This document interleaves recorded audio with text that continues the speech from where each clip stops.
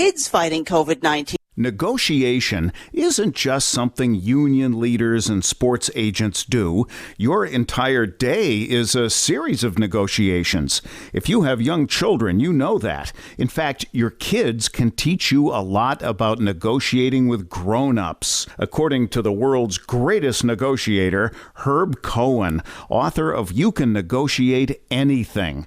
Herb says that kids understand the process of decision-making within an organization. When one parent says no, they'll ask the other. And Cohen says children persist and persevere. And like smart negotiators of all ages, kids know that no is an opening bargaining position. With money and attention so scarce now, effective communication skills have never been more important, especially if you're a job seeker. For more tips, hit survivalspeech.com. I'm Holland Cook.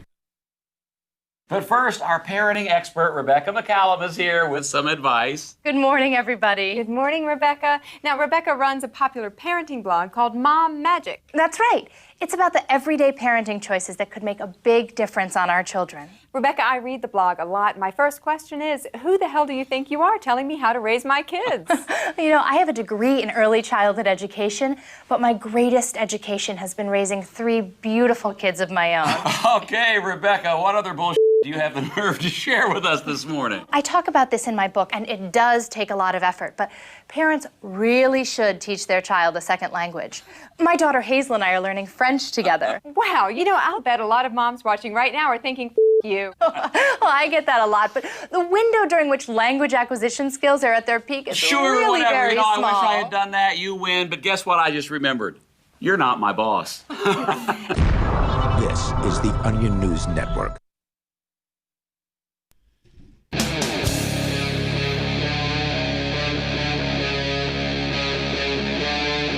Free Talk Live.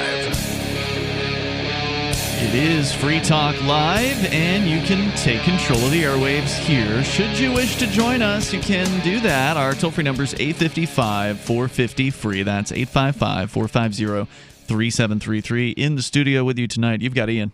And Chris. And nobody. And, of course, you're, again, invited to bring up what you want. But, of course, we've got news to discuss, including an update coming up on Kim.com. A lot of people may not really know what I'm talking about with, it sounds like a domain name, but it's actually a man's name. He changed his name legally to Kim.com. His last name is Dotcom. Was his name originally Kim, or? I don't know. That's a good question. That you know, you've maxed out my knowledge about Kim.com. Yeah, I'm not sure either. But he was the founder of Mega Upload. And does he own that domain? Another good question. I know that he used to own megaupload.com, and that's why the federal government from the United States raided his house in New Zealand most of a decade ago now. I think it was like 2012 or something like that. Yeah, it was a while ago. I don't know if it's been quite a decade, but it's getting close. Most of it. Just the extradition. This is just the extradition, right? Not even the trial. So yeah, we'll give you an update on what's going on with him, because it was one of those examples of the U.S. federal government having a global reach, where they were literally able to conduct a raid on a man who was in New Zealand.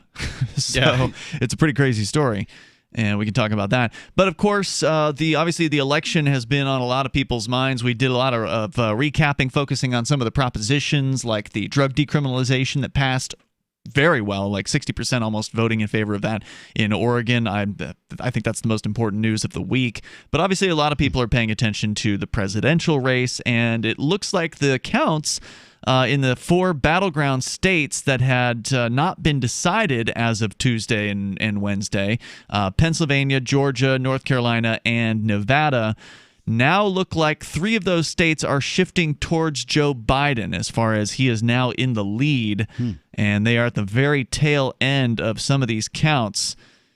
All Biden needs is one of these states in order to secure the 270 electoral votes in order to win the election. So I think they outslicked him. Outslicked Trump, you mean? Yep. You know, they out-cheated him. I have to say, I don't think I heard as much noise from Trump, leading up to this election cycle. Well, they blocked him on Twitter. So apparently, Yeah, then he's still allowed to tweet on Twitter. But what's been happening there is they've been semi-censoring his posts by, I guess, putting some sort of a warning up on all of his posts. Well, they've also been blocking from Facebook and Twitter for months, have been blocking anybody who's to the right of Stalin. So what happens when you're on Donald Trump's profile is a lot of his tweets have a box occluding, like you can't see what he tweeted. It just says in a box, some or all of the content shared in this tweet is disputed and might be misleading about an election or other civic process. And then you can either learn more. We can't have the Russians interfering with our elections. We need big tech to do that. This is so true. And then you can click to view what Donald Trump actually did tweet. So there's now protests are scheduled. We were at dinner tonight, you and I, Chris. There's a local meetup that happens here in Keene on Friday nights at the local Fa Keene Great restaurant. We call it Fa Keene Fridays. And one of the guys that was there was telling us about that there are going to be protests across the country, apparently happening tomorrow at various different state houses. And these are pro-Trump protests. So they're calling it Stop the Steal. Pro-Trump protesters, according to the That's also getting silenced, by the way. They're trying tweets about that. Yeah, they're trying to silence that hashtag. Pro-Trump protesters, some of them openly carrying rifles and handguns, already started their rallies today, apparently, outside of vote tabulation centers in a few cities around the country, responding to groundless accusations, this according to the AP. It's interesting. When did the AP started saying things were groundless? Probably during the Trump administration, would be my guess. It's really interesting that they, too, are working very hard to rig this election.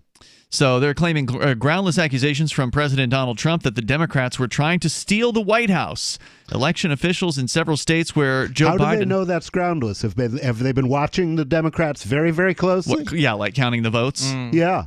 They're not going to answer your questions, I'm afraid. No, they're not. It's just important to point out that these questions exist. That's right. Because this is why journalists don't say, oh, yeah, he said they're trying to rig the election, but they aren't, when they have no evidence that they aren't.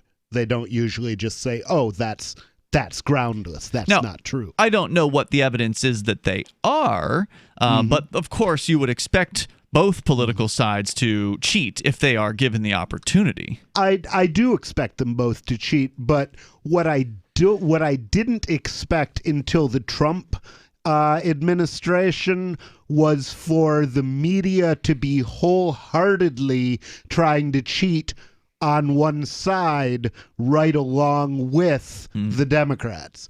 And I had more respect for the media than I ever will again. I never had any respect for him, so it's hard to lower the bar for me. But it was more. I'm just always amazed by the society in general and just how the bar is very, very low. And I don't have a preference. I mean, to me, I'd kind of rather have Biden in there because really. Well, yeah, if there's going to be a revolution, who wants the Democrats on your side? They don't have any guns.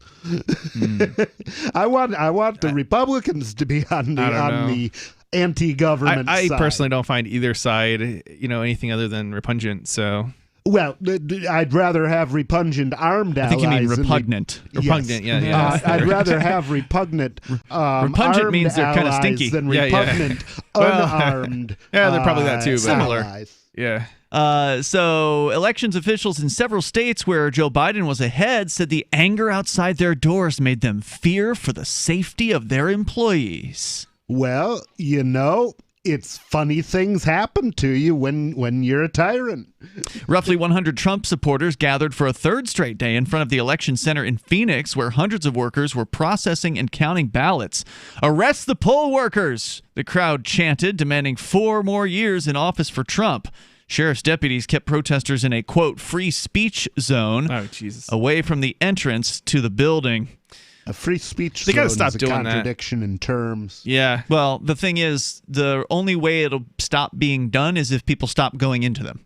right? So as soon as the cops say, hey, your free speech zone is over there, the moment you walk into it, you've lost your free speech. Yeah. So you got to stay where you are. If you're if you're not on private you've got to property. stay where you are, and you've got to be ready to fight for that ground, so the police don't just beat the hell out of you and then drag your corpse into the free speech zone. Well, if there's hundreds of protesters, then there probably aren't as many people. I said there are 100 Trump supporters, so I doubt they were outnumbered by the police in this particular case.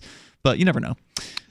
It does help. Numbers are really what matter here. If you can outnumber the police by 3 times to 4 or 5 times the numbers, then it's very unlikely they're going to have much of an effect against you unless they pull out the tear gas and the tanks. Well, they will pull out the tear gas and the tanks. Yeah, did you see? You know, what you need is to outnumber them and outgun them. Did you see what happened? I forget what it was, which convention. I think it was a Republican convention in New York City, and the Democrats were protesting. I don't know which. Was that this year? Convention, but no, it was a number of years ago. Okay. And but the police pulled out nets, and they just netted everybody who was on the street. I remember that. Yeah. Let's go to Ishmael. He's on the line, calling from somewhere in the U.S. Go ahead. Yeah, I'm Ishmael Isaac. I'm a university student studying pharmacy, and things got really out of hand starting yesterday, and things are just all out of sorts. Yesterday in our democracy class, we voted to take the teacher's wallet away because he was teaching about democracy. I know it sounds like a joke, but we democracy is a joke. Every gang rape is a Democratic success story. What we were thinking. Well, yeah, you guys pointed out brilliantly how democracy is used to, take things from people, right? The majority says steal the teacher's wallet, so now he's got to give it up, right? Hang on, Ishmael. We'll bring you back here. You can tell us more about the crazy stuff going on there on your college campus, and I'm interested in hearing about that. Toll-free number is 855-450-FREE, plus the pro-Trump protests that are now apparently erupting across the United States. You can share your thoughts. It's Free Talk Live. News from news.bitcoin.com. Bitcoin tops 13,000 and breaks its own record for consecutive days above 10,000. Satoshi Nakamoto, if alive, enters the top 200 world's wealthiest people. DC International Monetary Fund manager warns of major financial reset imminent. PayPal begins selling and accepting Bitcoin. Bitcoin goes mainstream. Bitcoin.com is your source for getting started with cryptocurrencies, getting a wallet, buying Bitcoin Cash, and all the latest cryptocurrency news at news.bitcoin.com. Every year, over 1 million fires burn in America. Fortunately, firefighters are on the job, saving life and property, and you can be a part of it. 7 out of 10 firefighters and emergency responders are volunteers. There's no typical firefighter. Anyone can volunteer to serve their community. Volunteering as a first responder is really about having the heart and drive to make a difference where it's needed most. Your community needs you. Are you ready to answer the call? Learn more and find local volunteer opportunities at makemeafirefighter.org. Freedom!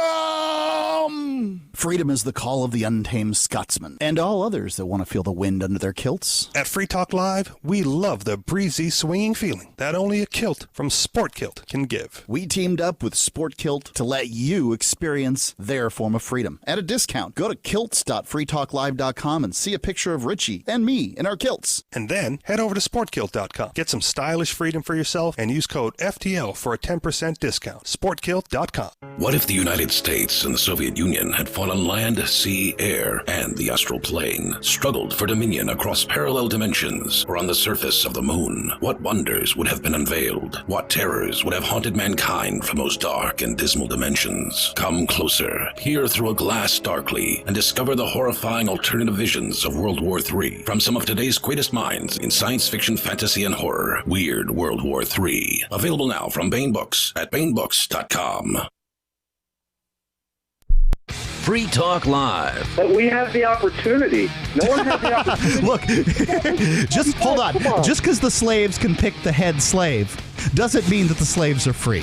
Oh, that's ridiculous. That's ridiculous. Look, if people actually got up and voted for things, there might actually be some change. People do actually get up and vote for things, and a change always results in the same crap. What are you going to do that's different by voting? Two choices between crap sandwiches, man. You're speaking out of both sides of your mouth. On the one hand, you're saying, oh, hardly anybody votes, so you can barely say this is a person of right. And then I say, well, gosh, if people get up and vote, maybe things will change. Hold on, that was only one thing he brought up. Here's what I mean. When people do vote, it doesn't make any difference because of a number of reasons. People never vote in numbers that could actually reflect what. Why should I vote for any of these thugs? They're killers. They're murderers. Free Talk Live, 7 nights a week from 7 to 10 Eastern. Live on the Liberty Radio Network at LRN.FM. There are lots of ways to listen to Free Talk Live. Our podcast has been around since podcasts began, and now the FTL feed is loaded with content besides our full show archives. Did you know that we make it easy for you to customize your podcast subscriptions? We have different feeds, one that includes only our full shows, one with just the Daily Digest, and our main feed that includes everything. You decide what you listen to. It's quick and easy to customize your feeds at feeds.freetalklive.com. That's feeds.freetalklive.com. So you've signed the Shire Society Declaration and are planning your move to New Hampshire to be around more liberty-oriented people. Next, sign up for the Shire Society Forum at forum.shiresociety.com. There are a bunch of people there who are already in the Shire, and they want to meet you. If you're already in the Shire physically, you should also come by the forums. Remember, not everyone uses Facebook. New people are signing up for the Shire Society Forum every month, so drop in and say hello at forum.shiresociety.com. Do you love Twitter? Make sure you favorite the LRN.FM Twitter account so you can receive our tweets at twitter.lrn.fm. That's twitter.lrn.fm.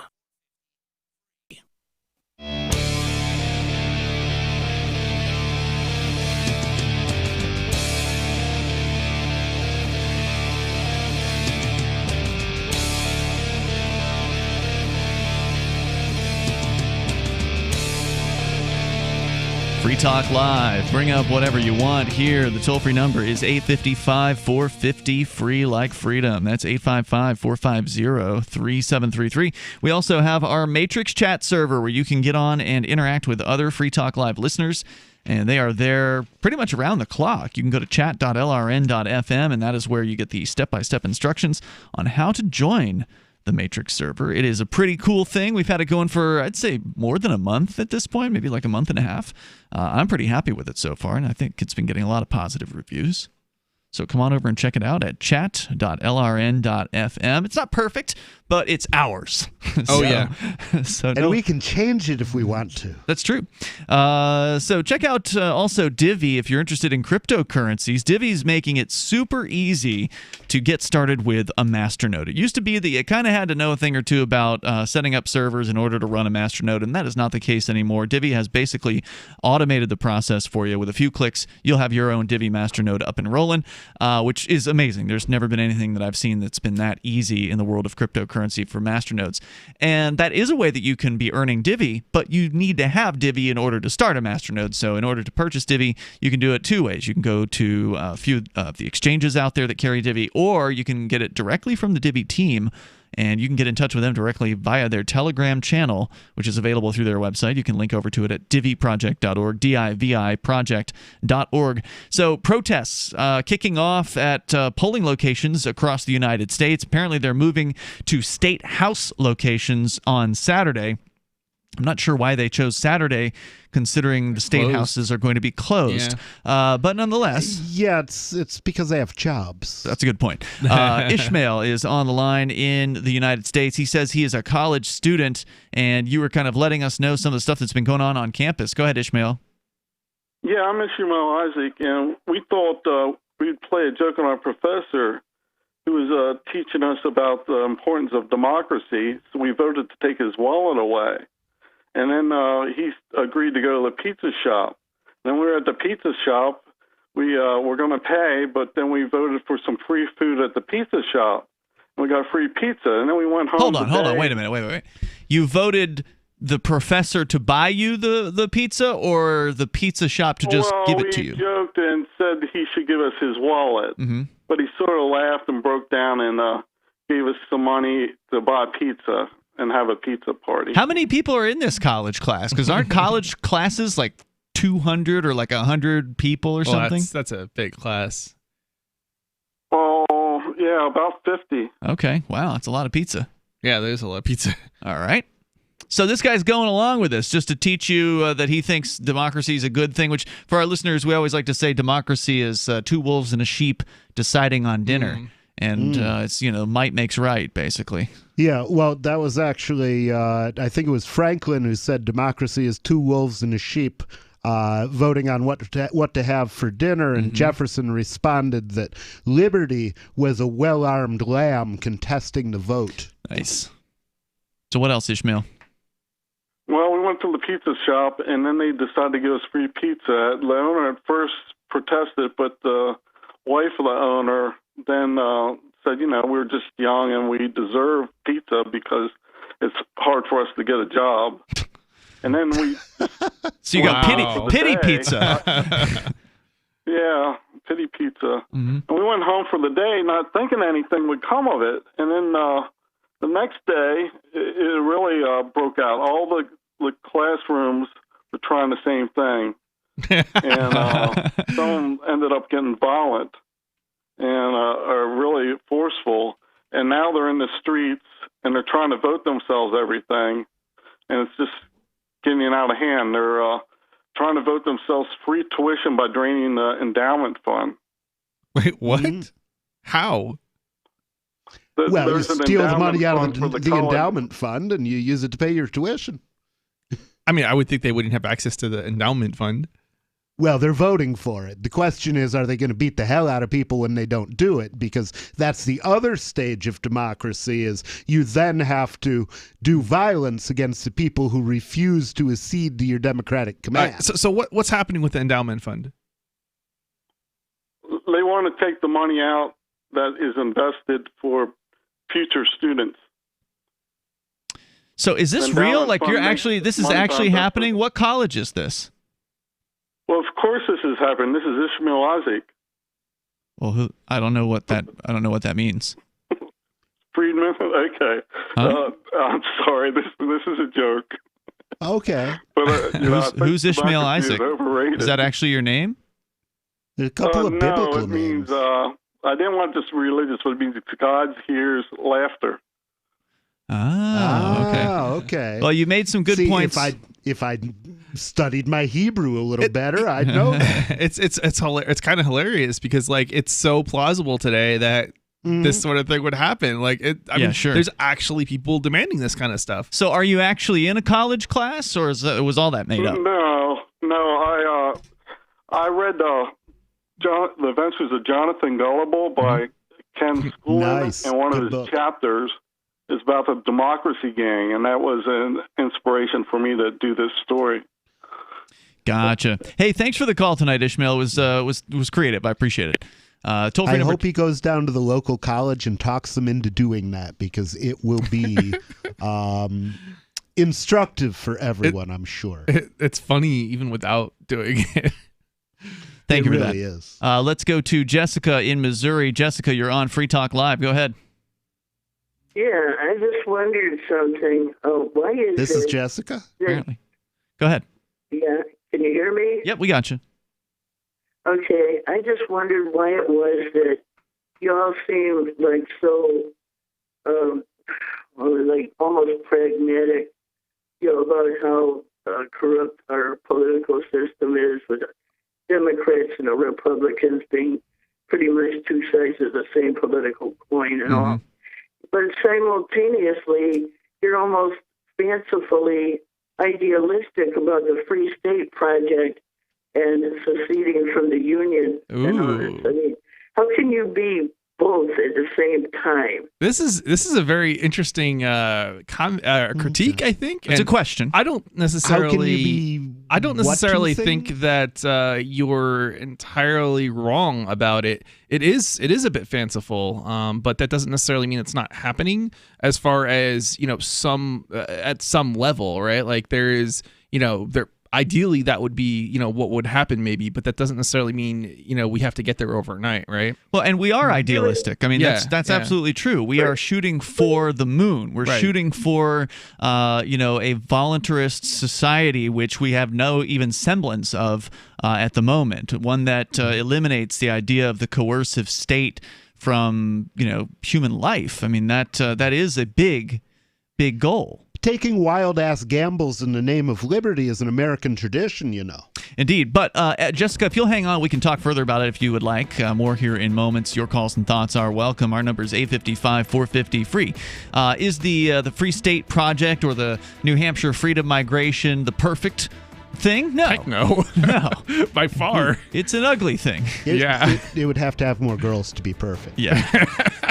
So we'll continue, though, because it still is the best bet that I can see out definitely. there. And if I'm wrong about that, let me know what's a better option. I want to hear all about it. It's Free Talk Live. Want to accept Bitcoin at your online store? There's a good chance you already have what you need. A WordPress using WooCommerce and a Bitcoin address. Now all you need to start taking Bitcoin payments on your website is the AnyPay app on your Android or iPhone. Just paste your Bitcoin address into AnyPay, then connect it to your website with our one-click plugin for WordPress. Now your website takes Bitcoin, start to finish in 15 minutes or less with no complicated steps. Download AnyPay from the App Store today. Divvy's been a pretty good investment for Free Talk Live. Their ad campaign started in September 2019, and from mid-March to mid-July, the values soared by 10 times. It's not too late. Divvy's new wallet hasn't even released yet, and other things are happening that I can't even say on the radio. If you want to invest and potentially do well, go to DivvyProject.org. I can tell you that FTL is deepening its partnership with the guys from DivvyProject.org. Past performance is not an indication of future profit. DivvyProject.org. DIVI Project.org.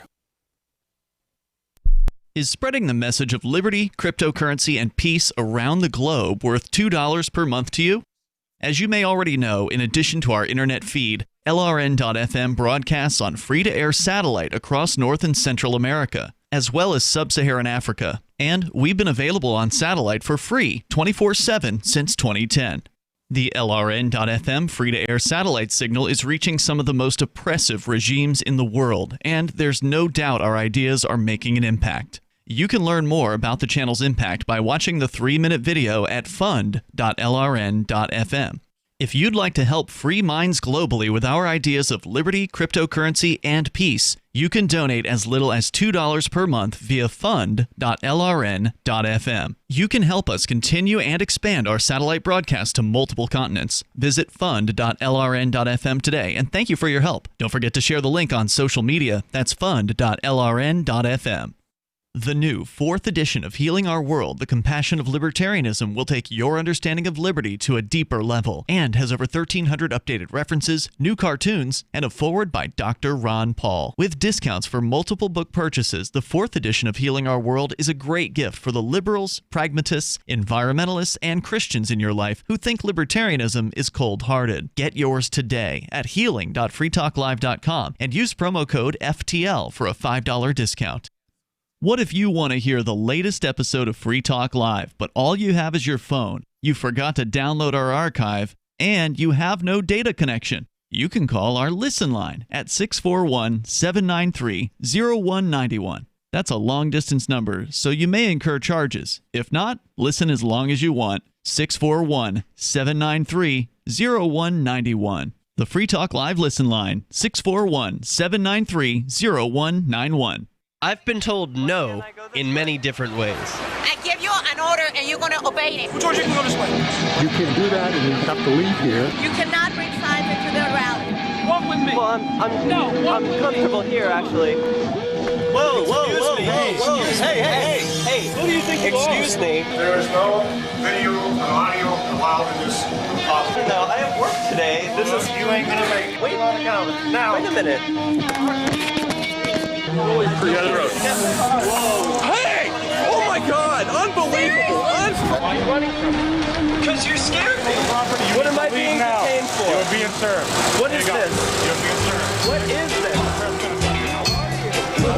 Bureaucrats have a funny way of telling people no. That's the sound of the men working on the chain. Derek J's Victimless Crime Spree. Watch it for free and order the Director's Cut DVD at victimlesscrimespree.com. You can put the Liberty Radio Network on the air in your area. Visit broadcast.lrn.fm to learn how. Broadcast.lrn.fm.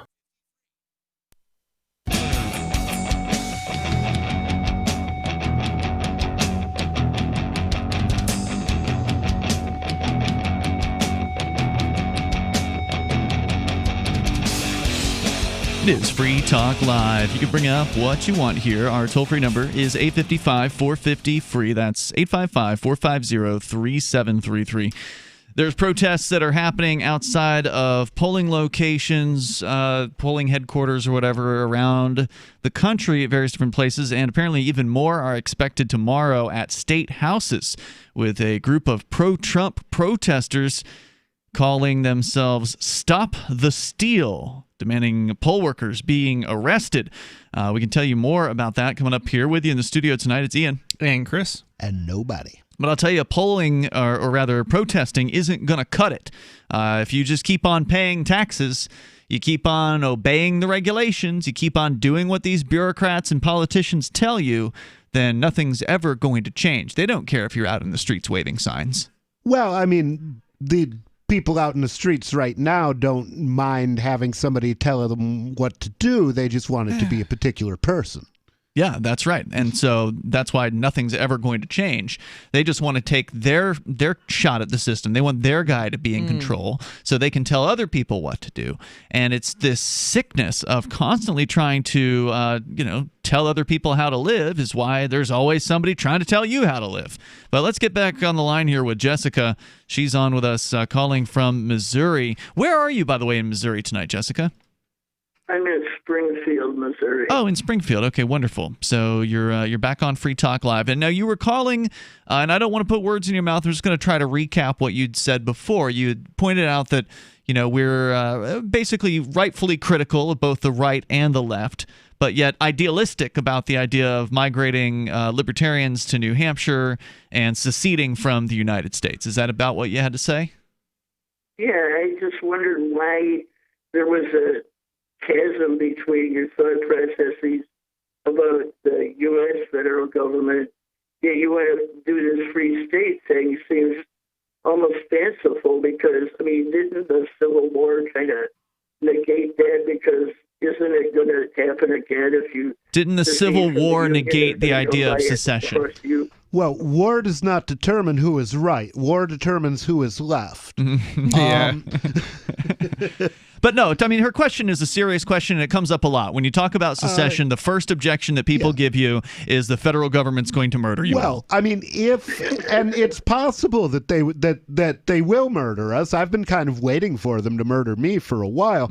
But nothing that the federal government can say or do can change the fact that their very existence and the moral case for their existence depends on the Declaration of Independence, in which it says that whenever any form of government becomes destructive of these ends, it is the right of the people to alter or to abolish it.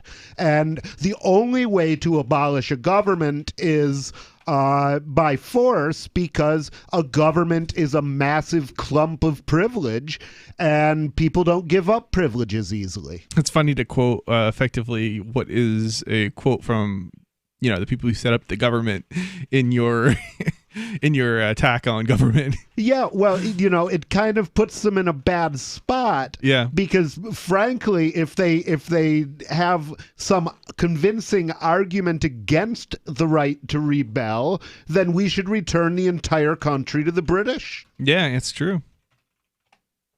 Jessica? Yeah. Yeah, it is. Oh man, it's just it seems that all these words are just words. When it comes down to it, the feds are going to come in and crush you like a bug. Well, you know what? I'd rather take the risk. I'd rather take the risk. I mean, the fact that people think that about the federal government is reason to secede. These people are so scary that people are afraid to actually have their own, shot at freedom. They're afraid to try to declare independence again because they're so frightened of what the federal government might do. And you know what?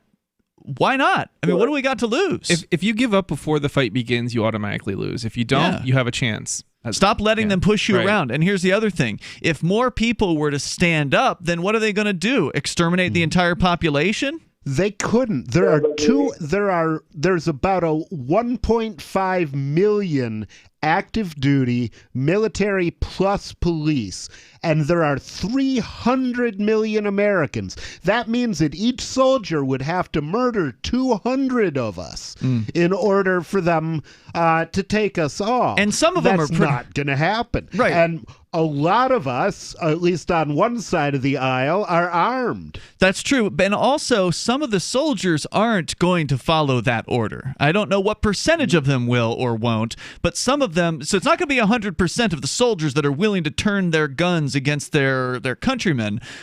Same thing's true of some of the police. I mean, some of the cops, for instance, will say, now whether this is true or not, they'll say it. They'll say, if I were ever ordered to confiscate guns, I would not follow that order.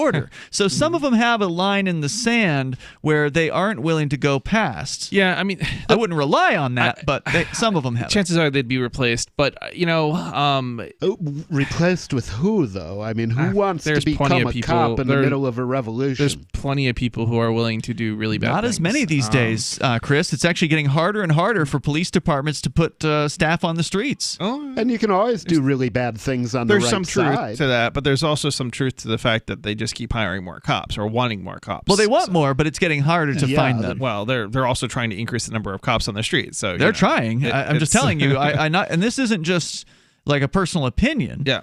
I spoke with a police chief in this area within the last few years.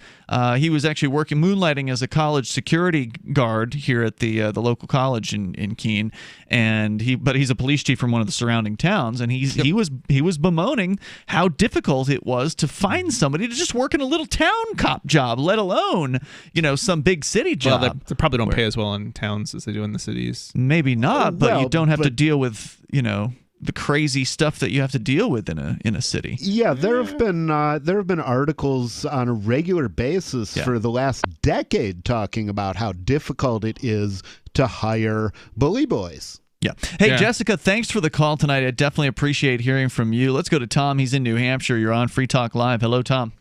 The Secretary of State of the state of Georgia, USA, has announced that there's going to be a recount in Georgia because it's really close.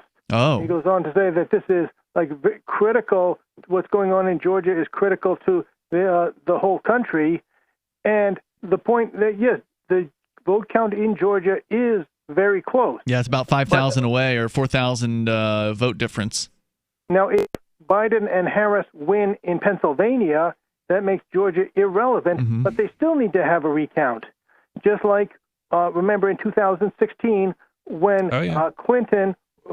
The Democrats won in New Hampshire and lost, and Trump won the presidency of the Electoral College. The Democrats in New Hampshire, those four, still had to go to the State House and do their Electoral College thing because they were elected and their candidate won in New Hampshire. Even though they knew that their candidate already lost in the Electoral College, they still had to go and do their thing. It's not like the World Series where you lose the first four games and that's it. You don't even bother playing the fifth game. These 16 electors have to go to the Georgia State Capitol building and do their Electoral College thing that day, and it has to be the ones that actually got elected in Georgia. So that's why you got to have a recount either way. So I just want to point that out to your listeners who are listening on WMTM 1300 AM and 105.1 FM and WWNS 1240 AM Statesboro, Georgia. You're reading off our Georgia affiliates. Thank you for that, Tom. I think they all know that they're there. Oh, do they know where they are? Okay, yeah. Okay, well, some candidates, by the way, they get mixed up with whether they're in Ohio or Iowa. They're going campaigning. They don't know where in the world they are. Right, they just get off an airplane and they say stuff, and then they get back on an airplane. And the senile child molester said he was in Vermont when he was in Keene. That's right. No, I mean, close enough. Hey, thanks for the call tonight, Tom. I appreciate it. Toll-free number is 855-450-FREE. I mean, I could understand why someone would confuse Keene with Vermont. Yeah, me too. It's pretty much right next door. And it's the lefty city definitely. In New Hampshire. So, more coming up. You can join us, 855-450, free like freedom. This is Free Talk Live. Hi, I'm Dan Pilla. I started fighting the IRS over 40 years ago when they tried to seize my mother's house. I sued the IRS and won. I beat the IRS then, and I've been beating them ever since. I wrote the book on tax debt settlement, and I've helped thousands of people deal with tax problems they thought might never be solved. I can help you too. If you owe taxes you can't pay, don't wait another day. There's no such thing as a hopeless tax case. Call 800-34-NO-TAX or go to my website, danpilla.com. That's danpilla.com, danpilla.com. When you have a pain in the neck, a real pain in the neck, back, shoulder, or legs, you now have 2 convenient choices to get fast relief without taking another pill. Because now, Sunny Bay heating wraps and pillows are available at both Amazon and Walmart. Yes, see Sunny Bay's 4.5 to 5-star customer reviews on Amazon.com or Walmart.com. Our made in the USA microwavable heat wraps, heatable neck pillows, and extra large body wraps are designed better for perfect support where and when you need it. Even while driving, Sunny Bay wraps will not burn and stay balanced to provide soothing hot or cold therapy to help treat temporary or chronic pain. And the best part? Sunny Bay quality products start at under $20. Join thousands of happy customers and see why Sunny Bay products have a lifetime 100% positive rating on both Amazon and Etsy. It's easy. Click Amazon or Walmart and search today for Sunny Bay. What if you could cut your heating bills this winter with your existing wood-burning fireplace and not spend thousands doing it? You can with Great Wall of Fire fireplace grates. Our U.S. patented made-in-America Wall of Fire grates increase fireplace efficiency, eliminate fireplace smoke problems, and come with a 30-day money-back guarantee. See our grates in action and get free shipping from walloffire.com or call 800-274-7364. Fireplace heat without fireplace smoke. walloffire.com. On Free Talk Live, we're bringing people to the ideas of liberty every day. From wrestling superstars like Glenn Jacobs. You guys really are having an impact, I believe. Like I said, a lot of where I am now is due to listening to Free Talk Live. You changed my mind on some very important issues years ago. To random people tuning in on the radio. I was kind of stuck in the left-right paradigm. I heard your show by chance on a Saturday night. From there, I went on, joined the Free State Project, and become an amplifier. So, I mean, that's really the reason why I amp is because I know that if it wasn't for you guys being on as many stations as you are, I never would have found the ideas of liberty. Your amp will directly change more lives by getting Free Talk Live in front of people looking for talk radio online and on the air. When you amp Free Talk Live, you get perks like access to the AMP-only Facebook group and AMP podcast. Visit amp.freetalklive.com. Some of you asked, and now we've delivered. LRN.FM's live Keene, New Hampshire studio shows are now streamed in HD on Twitch. Visit our channel at twitch.lrn.fm and give it a follow. If you have Amazon Prime, you get 1 free subscription on Twitch. If you use it on our channel, Twitch will give LRN.FM a monthly piece of your Prime subscription cost. So please watch, follow, share, and subscribe to twitch.lrn.fm. That's twitch.lrn.fm. Cell 411 is a free app for Android and iOS that replaces government-controlled 911. Cell 411 allows you to preset a group of friends or private organizations to show up in any emergency. Cell 411 is a nightmare for the state because it proves their so-called services aren't needed. Cell 411 has had thousands of installs, and of course it's covered by the BIPCOT no government license. Cell 411 because your friends won't shoot you when you're in trouble. Without the government, who would build the emergency services? You and Cell 411. Get it today at getcell411.com. Help get LRN.FM into more ears. Visit promote.lrn.fm for a free bumper sticker, flyers, banners, graphics, and more. Promote.lrn.fm.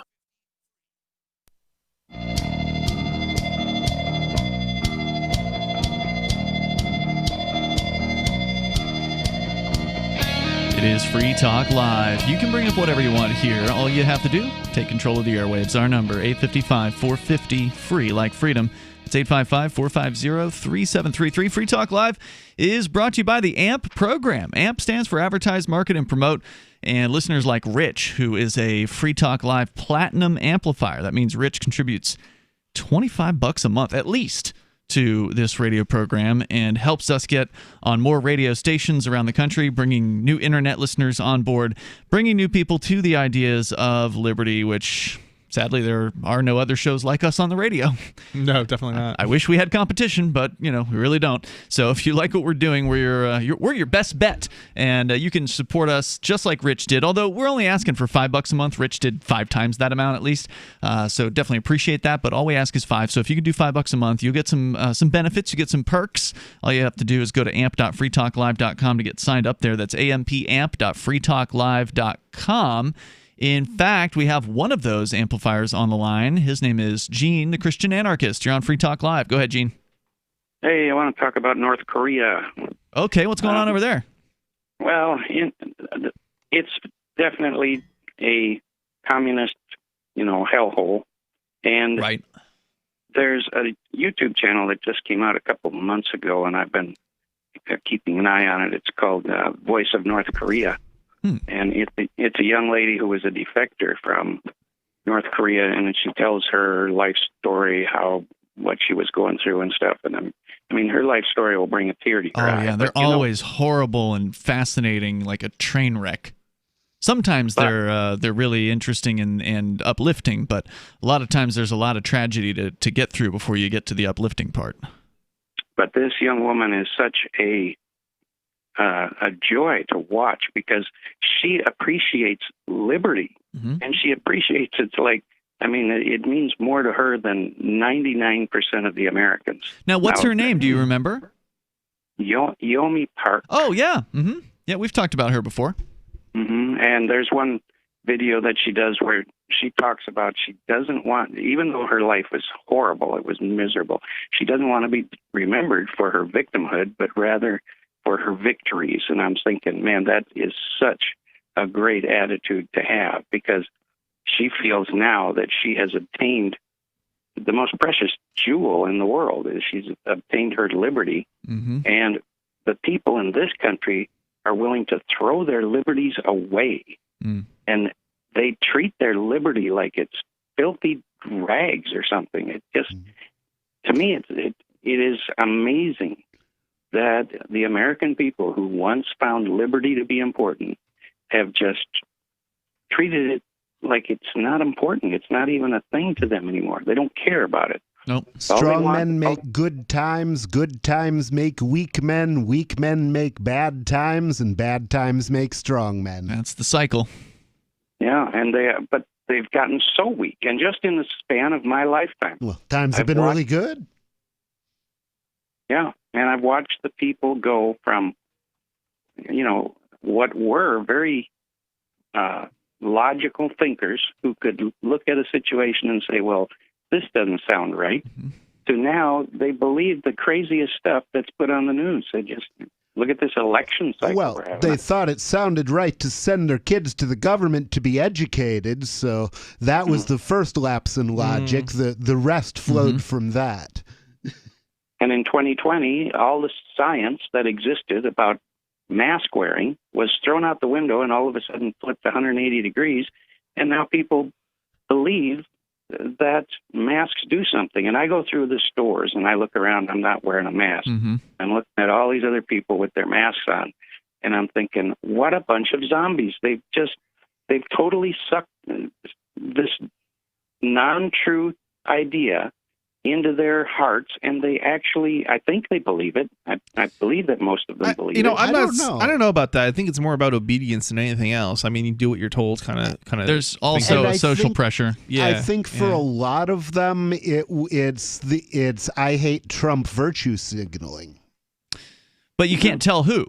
So when you're looking at these people, almost all of them are wearing a mask. Some of them are virtue signaling. Others are signaling, leave me alone.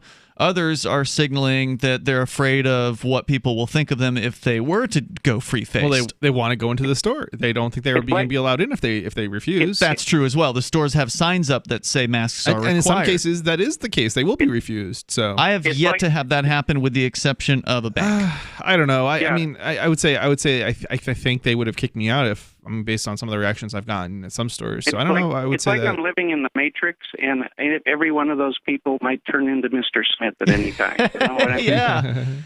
Yeah, no doubt. In fact, there's even a news story today that I have in my show prep about I think it's Los Angeles. There was a story there, and I don't have it in front of me at the moment, but that basically they're authorizing the people there, Simi Valley, businesses given the green light to call the police on their own customers who refuse to wear face masks. So, I mean, it's just really scary snitch society stuff to the max.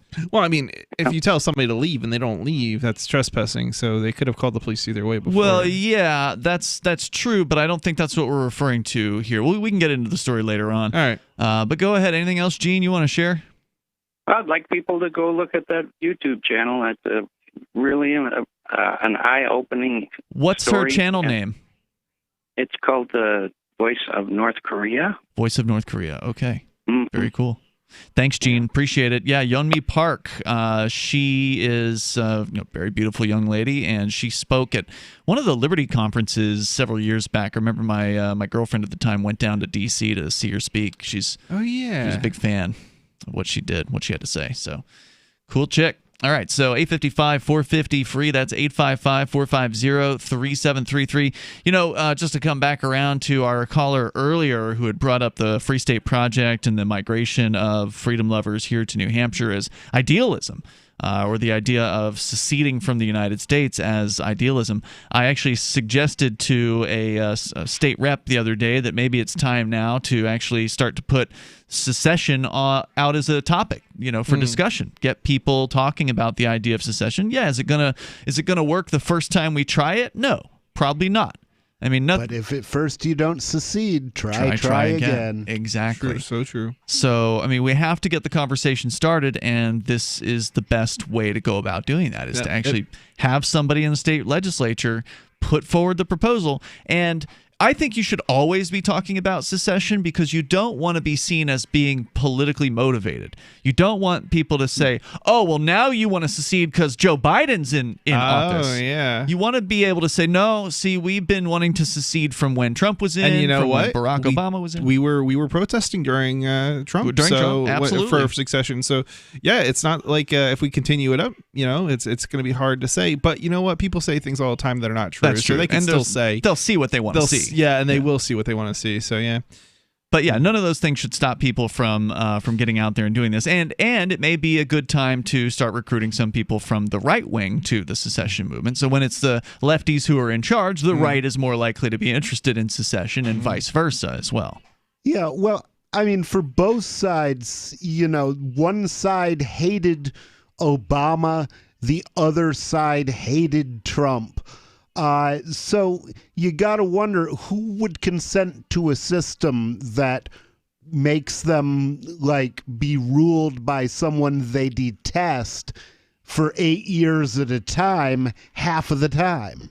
You would think. I mean, that's the same question. Doesn't make sense. Yeah, that's the same question I would ask. And when Trump first took office, there were the anti-Trump protests that were going on. If people remember, that was happening. I remember that howling crazy woman. There was that was in D.C. at his inauguration. I know what you're talking about. It was a hilarious video.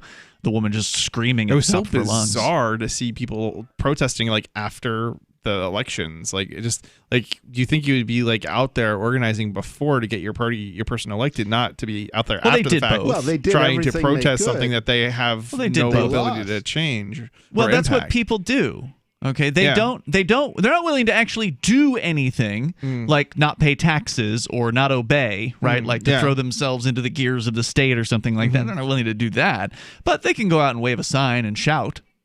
And that's what you're going to see happen tomorrow with the pro-Trump protesters that are heading over to state houses with their Stop the Steal protests, which again aren't really going to do anything. The results are going to be what the results are going to be. Yeah, they're going to recount, but when all's said and done, the government's still going to get bigger, and whether it's Joe Biden or Donald Trump, the government's going to get bigger and more oppressive. But their interest isn't in making the government smaller. No, they just want to take it over. They just want to use it against us. Absolutely. 855-450-FREE. Well, not so much against us per se, but the other side. Sure.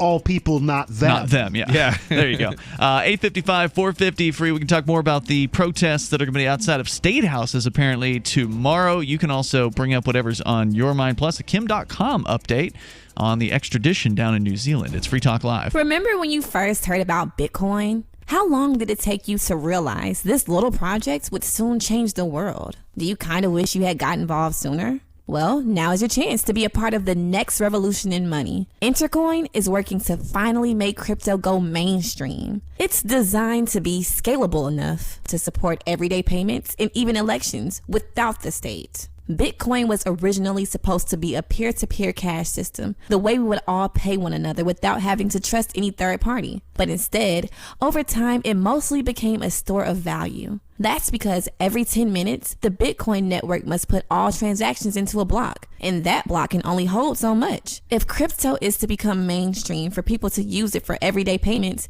we need a new architecture, one that is as secure as Bitcoin while being far more scalable. Check out intercoin.org to find out more and maybe pick up some of those coins for yourself. Are you a cryptocurrency advocate? The Crypto Tip is the ideal outreach tool to help new people discover cryptocurrency. It's a printable business card-sized tip that you can give to service providers, preferably in addition to a good cash tip. When the server scans the QR code, it'll bring up an explanation of cryptocurrency, how to install a wallet, and allow them to claim the tip. If they don't claim the crypto, you get your tip refunded to you after a time period you specify. Plus, if they do claim the tip, you get an email alert. Create as many tips as you want at cryptotip.org. That's cryptotip.org. So you've heard all 3 hours of the latest episode of Free Talk Live, and you're still hungry for liberty-oriented audio content? Did you know that we have another 24/7 audio stream at LRN.FM? The Liberty Radio Network airs the latest episodes of some of the best liberty-oriented podcasts on the internet around the clock. In addition to recorded content, you'll also hear live shows like Free Talk Live, originating from our Keene, New Hampshire studio. So listen anytime at LRN.FM. That's LRN.FM. You're listening to the live edition of Free Talk Live. Hour number 2 is next after the news here on the Liberty Radio Network at LRN.FM. Another challenge. I'm Lisa Lacera, Fox News. Another lawsuit filed by the Trump campaign in one of the states that's still counting ballots. This time it's Nevada. The Trump administration's filed a lawsuit seeking to stop the vote counting and verification process due to several issues, they allege. They want signature verification done manually, and they say more than 3,000 people cast ballots in Nevada even though they don't live in the state. Clark County Registrar Joe Gloria says military folks and students vote in Nevada but often don't live there. It's not out of the ordinary at all for somebody not to live here but be eligible to vote here. So we will look at that and we'll review it. The federal judge set to hear the case is an Obama appointee. Nevada state Democrats have filed a motion to intervene in the case. Jessica Rosenthal, Fox News. The campaign lost a legal challenge in Georgia. Secretary of State Brad Raffensperger says because the race there is so close, even as votes continue to be counted, there will be a recount. The voters of Georgia deserve transparency. Georgia voters deserve accurate, real election results. Election workers around the state are working with integrity to ensure every legal ballot is counted. Republican Governor Brian Kemp said earlier today he's confident the Secretary of State will make sure ballots are counted properly.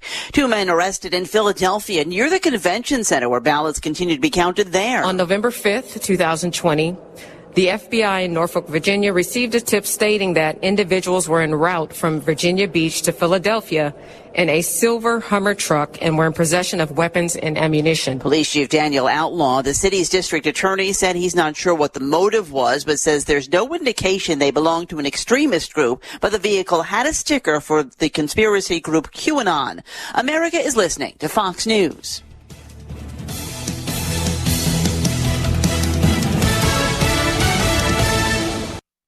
This holiday season, more people will be mailing stuff than ever before. Stamps.com brings the post office and now UPS shipping right to your computer so you can mail and ship anything from the convenience of your home or office.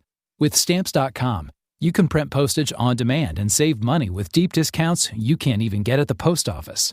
Like 5 cents off every stamp, up to 40% off priority mail, and up to 62% off UPS shipping rates. Print official stamps and labels right from your computer for any letter, package, or class of mail, anywhere you want to send. Once your mail's ready, schedule a pickup or drop it off. It's a no-brainer. Don't spend a minute of this holiday season at the post office. Right now, listeners get a special offer that includes a 4-week trial plus free postage and a digital scale with no long-term commitment. Just go to Stamps.com, click on the microphone at the top of the homepage, and type in Fox.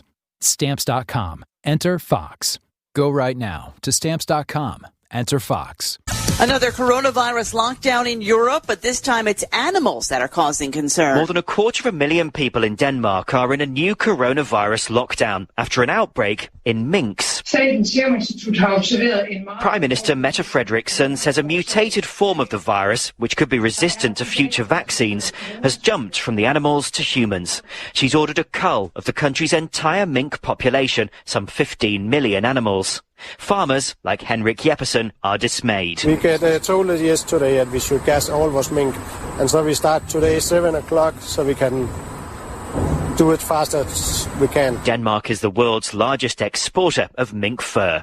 In London, Simon Owen, Fox News. And the Midwestern governor is pushing for a mask mandate to help curb rising numbers of the virus there. Michigan Governor Democrat Gretchen Whitmer, citing a rise in coronavirus cases, is asking the state's Republican-controlled legislature to mandate that everyone in Michigan mask up. LRN.FM's free-to-air satellite feeds blanket most of 2 continents. It was my goal to put our channel there so people without internet could receive our programs and feed pirate radio stations. As our contract with our satellite provider is coming up for another 3-year renewal, I have to consider calling it quits. It's rare that we get feedback or support from our satellite users. We started a fundraiser a few years ago, and though there are a bunch of great contributors to it, as of this recording, it covers 15% of our monthly satellite costs. Please email lrn@lrn.fm and tell me how you use the satellite feed. Better yet, chip in at fund.lrn.fm. The costs aren't the issue. We can afford them, but why continue something not valued by the market?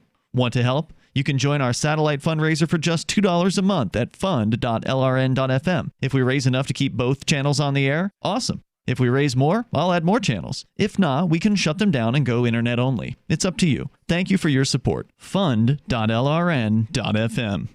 I know I shouldn't, but these muffins are delicious. And we'll share our favorite recipes later in the hour, but first our guest says don't give in to road rage. Stay calm behind the wheel and coolly plot your road revenge. Danny Preston is a defensive driving instructor who teaches people how to control their temper behind the wheel. Welcome, Danny. Thanks for having me. Danny, there's nothing I hate more than getting cut off. That drives me nuts. I want to scream out my window. Getting into an argument with a stranger isn't going to accomplish anything but stress you out. Well, how should you respond instead? In 1996, some guy gave me the middle finger after I cut him off.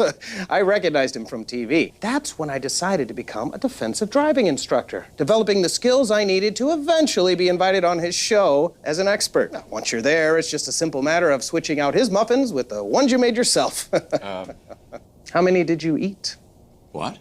I don't know. Thank you so much for sharing your tips, Danny. Danny is not my true name. This is the Onion News Network.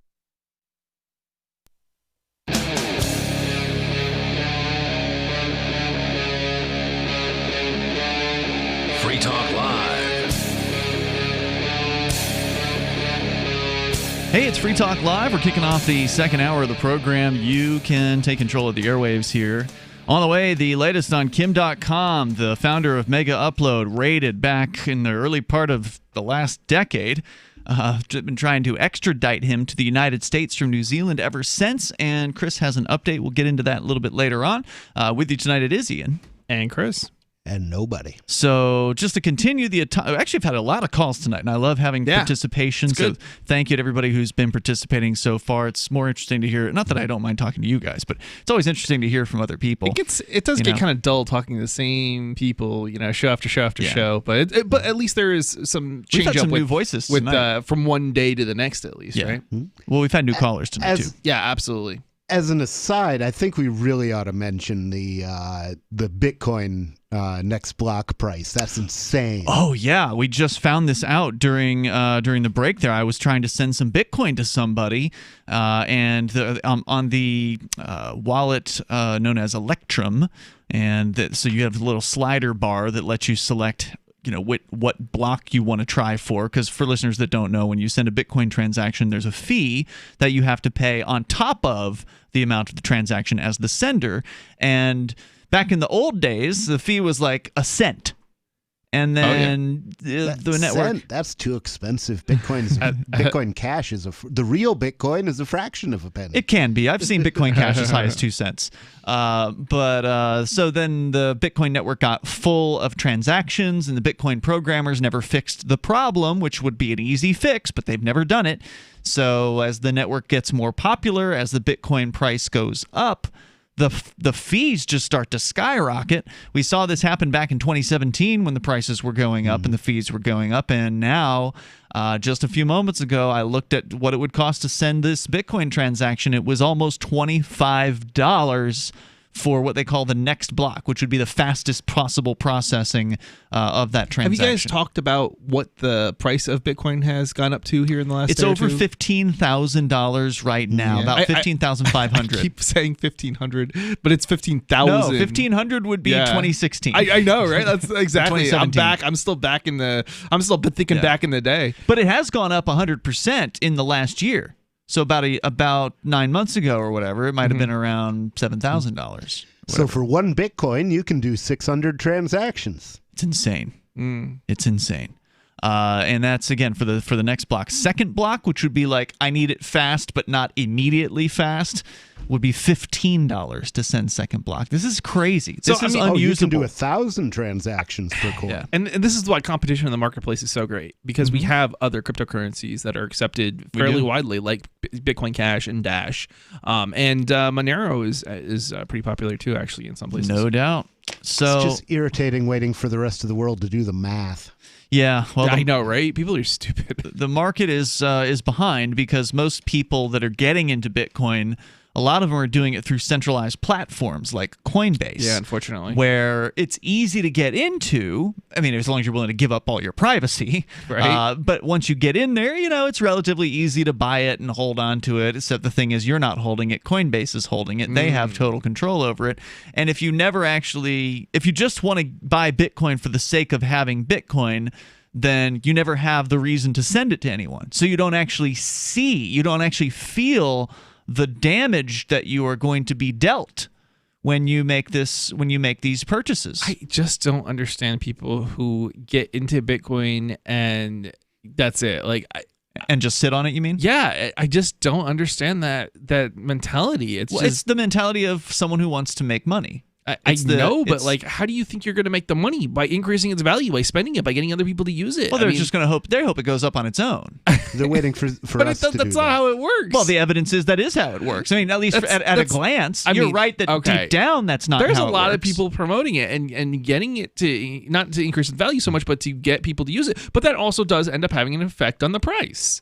Yeah, it has to be useful in order for the price to go up. Right. And it was useful, and now it's not useful anymore, but the price is still going up. It's like you would think that they would be swing from buying into Bitcoin into something else. But they don't know. And then promoting that so that they actually have... They don't know it. I know. People are stupid.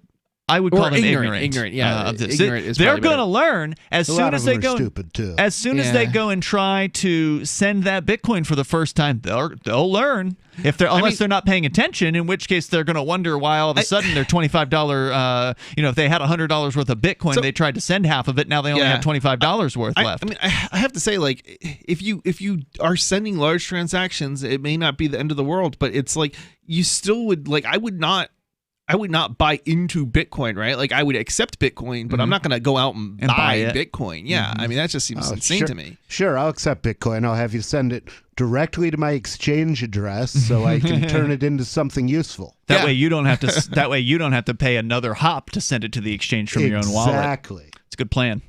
So, I love talking about cryptocurrency, but I want to go back to the polls and the protests that have been going on. The crowd chanting, "Arrest the poll workers," according to the AP, outside of an Arizona polling location in Phoenix, where they're counting the votes. I'd rather see them arrest the DNC and the RNC. No doubt. When we start auditing some of these voter rolls, their fraud may actually be exposed, according to a conservative activist, Charlie Kirk, speaking to the crowd in Detroit. Dozens of Trump supporters returned to the streets outside the city's convention center where election workers counted ballots. "Stop the steal," protesters chanted. Some carried signs that read, "Make elections fair again," and "We love Trump." Yeah, remember how Trump said that it was inexcusable that the Republicans and the Democrats wouldn't debate the Libertarian until he became the Republican. When did he say that? He said that in like 96. Oh, wow. And I think maybe 2000. Huh. But so yeah, well, he's a scumbag and he rigged the election too. So sure is, but he's our scumbag. He's not my scumbag. I know. My scumbag was Jo Jorgensen, and she wasn't even a scumbag. She's a professional. She was a cool chick. Yeah. Stop the steal, they said. The county treasurer in Detroit, Eric Sabri, said he'd closed his office because of threats. In a statement, Sabri said the decision was made. See, that's funny. These bureaucrats can dish out the threats, but they can't take them. Oh, yeah. Right? They're so shocked when somebody threatens to do to them some tiny fraction of what they do to other people every day. In a statement, Sabri said the decision was made, quote, in the interest of safety of taxpayers and our staff because of, quote, credible information, unquote, from the sheriff's office. Safety of taxpayers. You never get credible information from the police. How does closing your office protect taxpayers? It's a load. I mean, oh my God! Are people listening to what this woman is saying? They would say that because it's the treasurer's office, people are coming there to actually pay taxes. So whoever goes into the office, into a treasurer's office, I've never gone. Really? Every time I pay property taxes, I go physically there and cut a check. Okay. Yeah. So you don't bring pennies? I did dollars one time. I never did pennies. Oh, It would be prohibitively difficult to bring pennies in. You'd have to get like a pallet full of them and like lots of heavy equipment to move them around. It would be very difficult to pay property taxes with pennies. That would be fun. If you think so, you should try it sometime. Yeah, that would be great. It sounds like a huge hassle to me. In Philadelphia, 2 men were arrested on Thursday night with handguns near the convention center where the vote counting that could decide the White House race was going on. The men, aged 42 and 61, had driven up in a Humvee from Virginia and did not have permits to carry the weapons in Pennsylvania, according to police. A military-style rifle and ammunition were found inside their vehicle. The car had a window sticker for the right-wing conspiracy theory QAnon. The Second Amendment is a perfectly good gun permit. Apparently not in some places. District Attorney Larry Krasner did not say why the men had come to Philadelphia, but said there were no indications they were part of an extremist group. In Rhode Island, about 100 protesters rallied outside the State Board of Elections headquarters. Also no indications you don't have a right to be a member of an extremist group. You can believe whatever you like.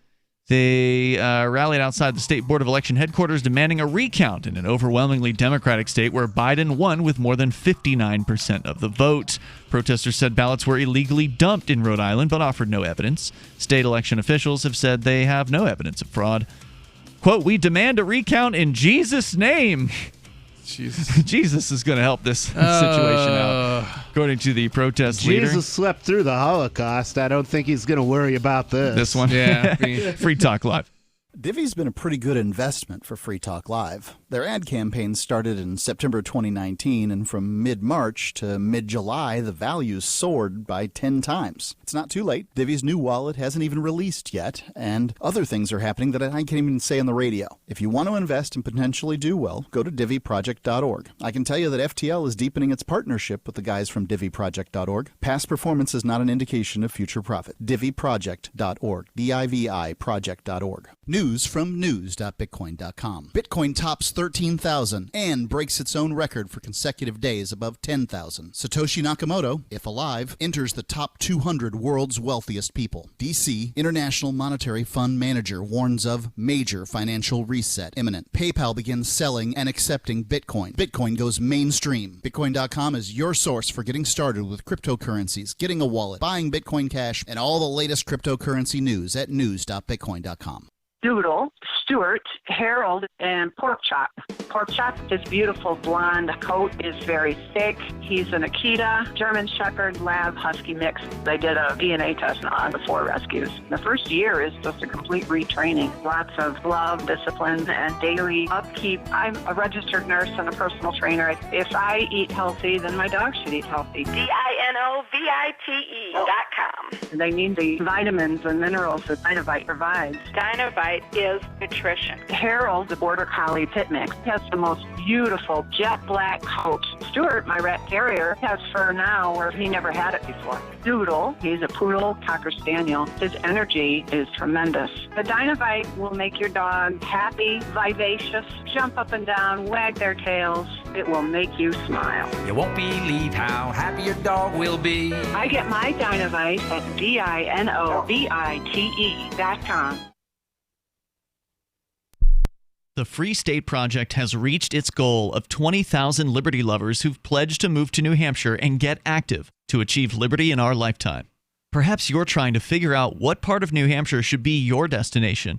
If so, consider Keene. You'll find more than 150 reasons to move to Keene at move.freekeene.com. Keene is famous for its historic, publicity-generating activism, as well as being the liberty media capital of the world. It's home to freekeene.com, New Hampshire's destination for liberty activism, news, and opinion. For years, we've been compiling over 150 reasons to move to Keene at move.freekeene.com, where you'll learn about some of what's happening here and what makes Keene a great place to live. If you love liberty, you'll probably enjoy anywhere you end up in the Shire. But do your due diligence first. Please visit move.freekeene.com for the full list of over 150 reasons to move to Keene. That's move.freekeene.com. If you want to know the latest about Free Talk Live before we go on the air, all you need to decide is how you want it delivered. It's your choice. Visit news.freetalklive.com to receive our usually weekly news updates by email. Plus, we have a Twitter account at twitter.freetalklive.com, and you can follow us on the decentralized Mastodon platform at toot.freetalklive.com. So please follow us at toot.freetalklive.com and sign up for our emails at news.freetalklive.com.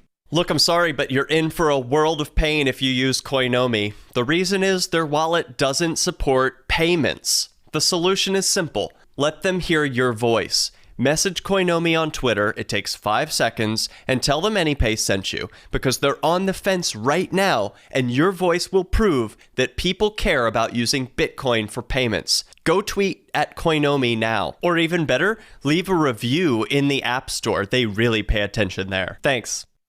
Some of our live shows are streamed in HD on Twitch. Please follow and share at twitch.lrn.fm. That's twitch.lrn.fm.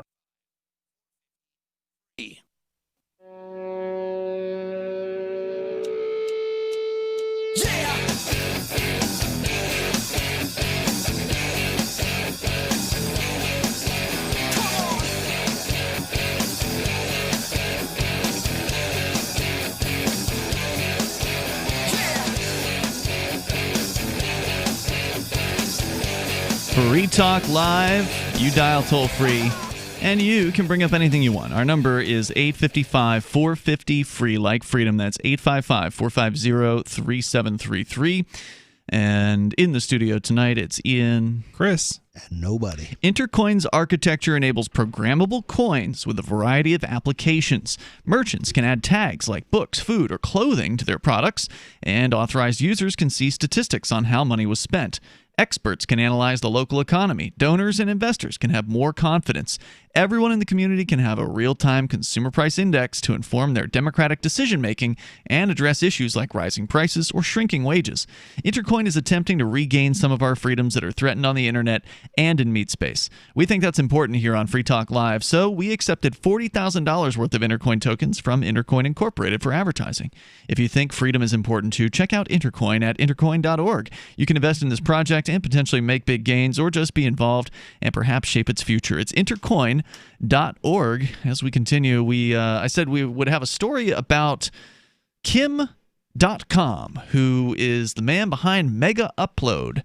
And Chris, I'm interested in hearing what the latest is from the years long now extradition hearings that have been going on there. What was all this about? Well, years ago, Mega Upload was a fairly large file sharing sort of repository. So the idea was you could create an account and they'd give you like, I don't know, some number of gigabytes, 20 gigs, 50 gigs, somewhere in that range, or you could pay for a lot more, I guess, if you wanted to. Wasn't it you paid for download, not upload? I never was a paid account at Mega Upload, so I couldn't really tell you. I think it was a pay to download sort of situation, or speeding up the downloads. That could be. Could be. But they'd give you an account and you could upload things to it. I think they would pay people to actually upload. Okay, that's the first I heard about that, but I don't know. But regardless, the whole idea behind the site was you could upload large files, say as large as a DVD or something like that, to Mega Upload. And as it turned out, there were some people who were using the service for what you would call piracy, what some people would call piracy, others would just call file sharing, but sharing things like movies that might be copyrighted. And Mega Upload at the time didn't have any kind of like encryption going on, so technically they could have been aware of what files were on their system. And so essentially, if I recall correctly, the federal government in the United States managed to apparently actually send their own troops down there, their police officers, U.S. Marshals or whoever the hell it was at the time, and they literally like flew a helicopter over this guy's mansion in New Zealand and rappelled out of a helicopter and went and raided his house over these so-called piracy charges. Now, they couldn't take him away. They had to still turn him over to the New Zealand goons, where he bailed out. I mean, he's not sitting in a prison cell this whole time, but he has had this fear hanging over him of being extradited from New Zealand into the United States, all for running a website. So, like, I guess it was kind of around the same time they went in on Ross Ulbricht, wasn't it? It wasn't like a little beforehand. Does your article give the history at all of when this happened? So it was 2012 was when the raid happened. So before Ross Ulbricht, because Ross was arrested in October of 2013. Right? Yeah. So before Ross Ulbricht was arrested for running a website, this guy was arrested, Kim.com, for running a website. The crazy thing is, it wasn't that different than YouTube. The only thing was effectively YouTube got sold to a huge company, i.e. Google, and but did YouTube Mega Upload didn't? Did YouTube ever have like full length? Yeah, they still movies? do, and they can't. Yeah, there are full length pirated movies on YouTube right now. Right, as we speak, you can access pirated content on YouTube. But doesn't YouTube have some sort of system to detect that? Sure, but it's beyond what's required by law. Mm-hmm. I see. There's not anything that you really have to do other than respond to takedown notices and register an agent in the United States. But he's not in the United States. He's not operating from the United States. And I think they had a agent anyway, but it wasn't something that was required. So the whole idea that he would be charged with copyright infringement, even though he wasn't advocating copyright infringement, which is one of the things that they would often argue, like with file sharing networks, is if you advertise the fact that there is content that shouldn't be available on your network, then you are encouraging piracy, and then they can kind of shut you down, basically, is what the U.S. courts have ruled. But that's not what happened. What they didn't like was the main thing I think they didn't like was the fact that he was paying people to upload content effectively. Not specific content, any content that got lots of clicks or lots of views.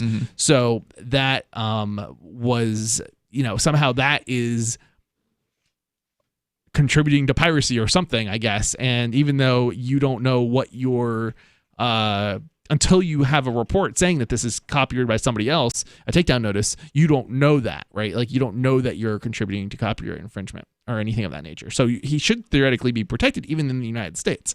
Now, whether or not, we'll see what happens when he gets to the United States. I don't, I'm not holding my breath that he's going to get off, and found not guilty, but at the same time, he seems like he has a fairly decent case as far as, fighting it in the United States. Because what's the latest? Because obviously it would be ideal for him to never go to the United States. Right, obviously. And that's the part where we're still at, is where he's fighting extradition in New Zealand. Yeah, and so the most recent update is basically he took his case to the Supreme Court. New Zealand Supreme Court heard the case and they ruled against him. Oh, unfortunately. However, there's a but. He did win one part, and that part was a judicial review. So I'll get into the story. This story is coming to us from torrentfreak.com, and title is Kim.com can be extradited to the United States subject to judicial review. A few minutes ago, a panel of judges at the Supreme Court of New Zealand announced that Kim.com and his former Mega Upload colleagues can indeed be extradited to the United States to face copyright infringement charges. However, in an unexpected twist, the court has granted the defendants the ability to challenge the decision via a judicial review. Ever since Mega Upload was ready in 2012, the U.S. government has been trying to ship Kim.com and a bunch of his people who worked on Mega Upload with him out of New Zealand, but the path has not been smooth. The process in New Zealand begins when a country, in this case the United States, asks a local court to determine whether the people to whom it is desires access are eligible to be extradited under the Extradition Act of 1999. So that would be New Zealand's. So this is actually a fairly recent act that was passed in New Zealand. So, well, if you consider 20 years recent. Well, 20 years in the sense that I suspect he may even be the first person extradited under the act. I mean, New Zealand's population is not that big, and other factors. So, in basic terms, this means that the U.S. needed to show that the alleged offenses would result in a trial in New Zealand if they had taken place there, and the offenses were crimes in both countries. That's the claim. .com has long argued but they didn't against charge him. This assertion. They did not charge him in New Zealand. That's correct. But all they have to show is that there is a criminal copyright act in the New Zealand. And there was another one with money laundering, and they didn't actually. It turns out they don't have a money laundering act in New Zealand. We're coming up. Free Talk Live. Remember when you first heard about Bitcoin? How long did it take you to realize this little project would soon change the world? Do you kind of wish you had gotten involved sooner? Well, now is your chance to be a part of the next revolution in money. Intercoin is working to finally make crypto go mainstream. It's designed to be scalable enough to support everyday payments and even elections without the state. Bitcoin was originally supposed to be a peer-to-peer cash system, the way we would all pay one another without having to trust any third party. But instead, over time, it mostly became a store of value. That's because every 10 minutes, the Bitcoin network must put all transactions into a block, and that block can only hold so much. If crypto is to become mainstream, for people to use it for everyday payments, we need a new architecture, one that is as secure as Bitcoin while being far more scalable. Check out intercoin.org to find out more and maybe pick up some of those coins for yourself.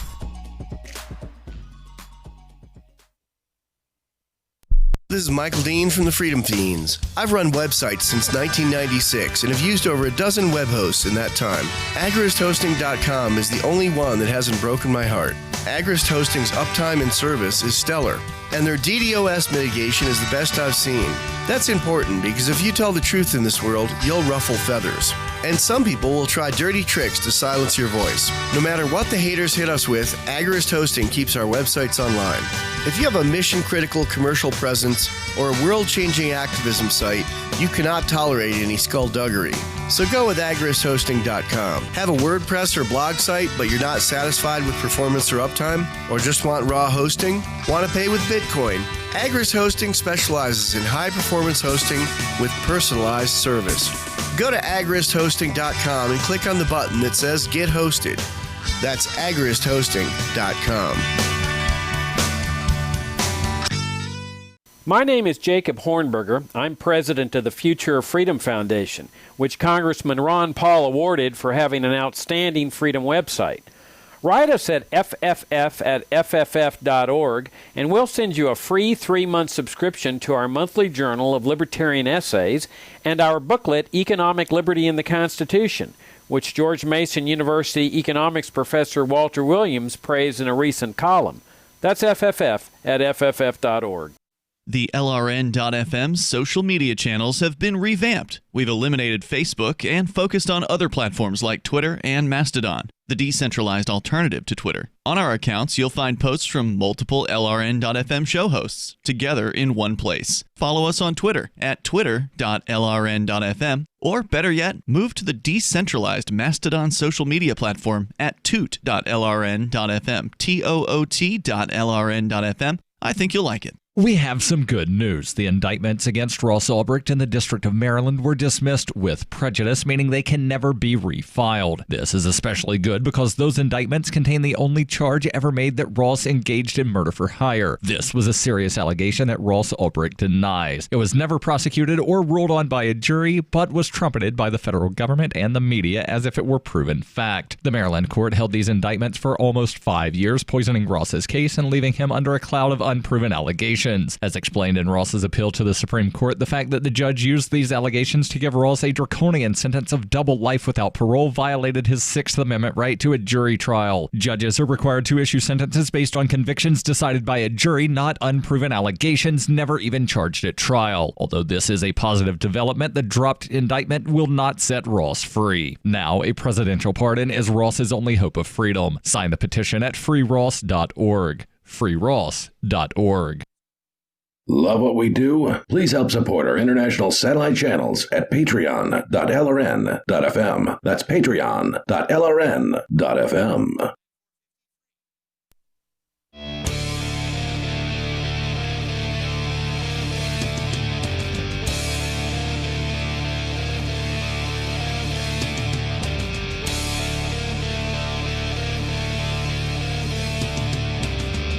Free Talk Live. You dial in, toll free, bring up whatever you want. Our number is 855-450-FREE. Kim.com, the founder of Mega Upload, is back in the news as the New Zealand Supreme Court rules that he can be extradited to the United States to face copyright violation charges.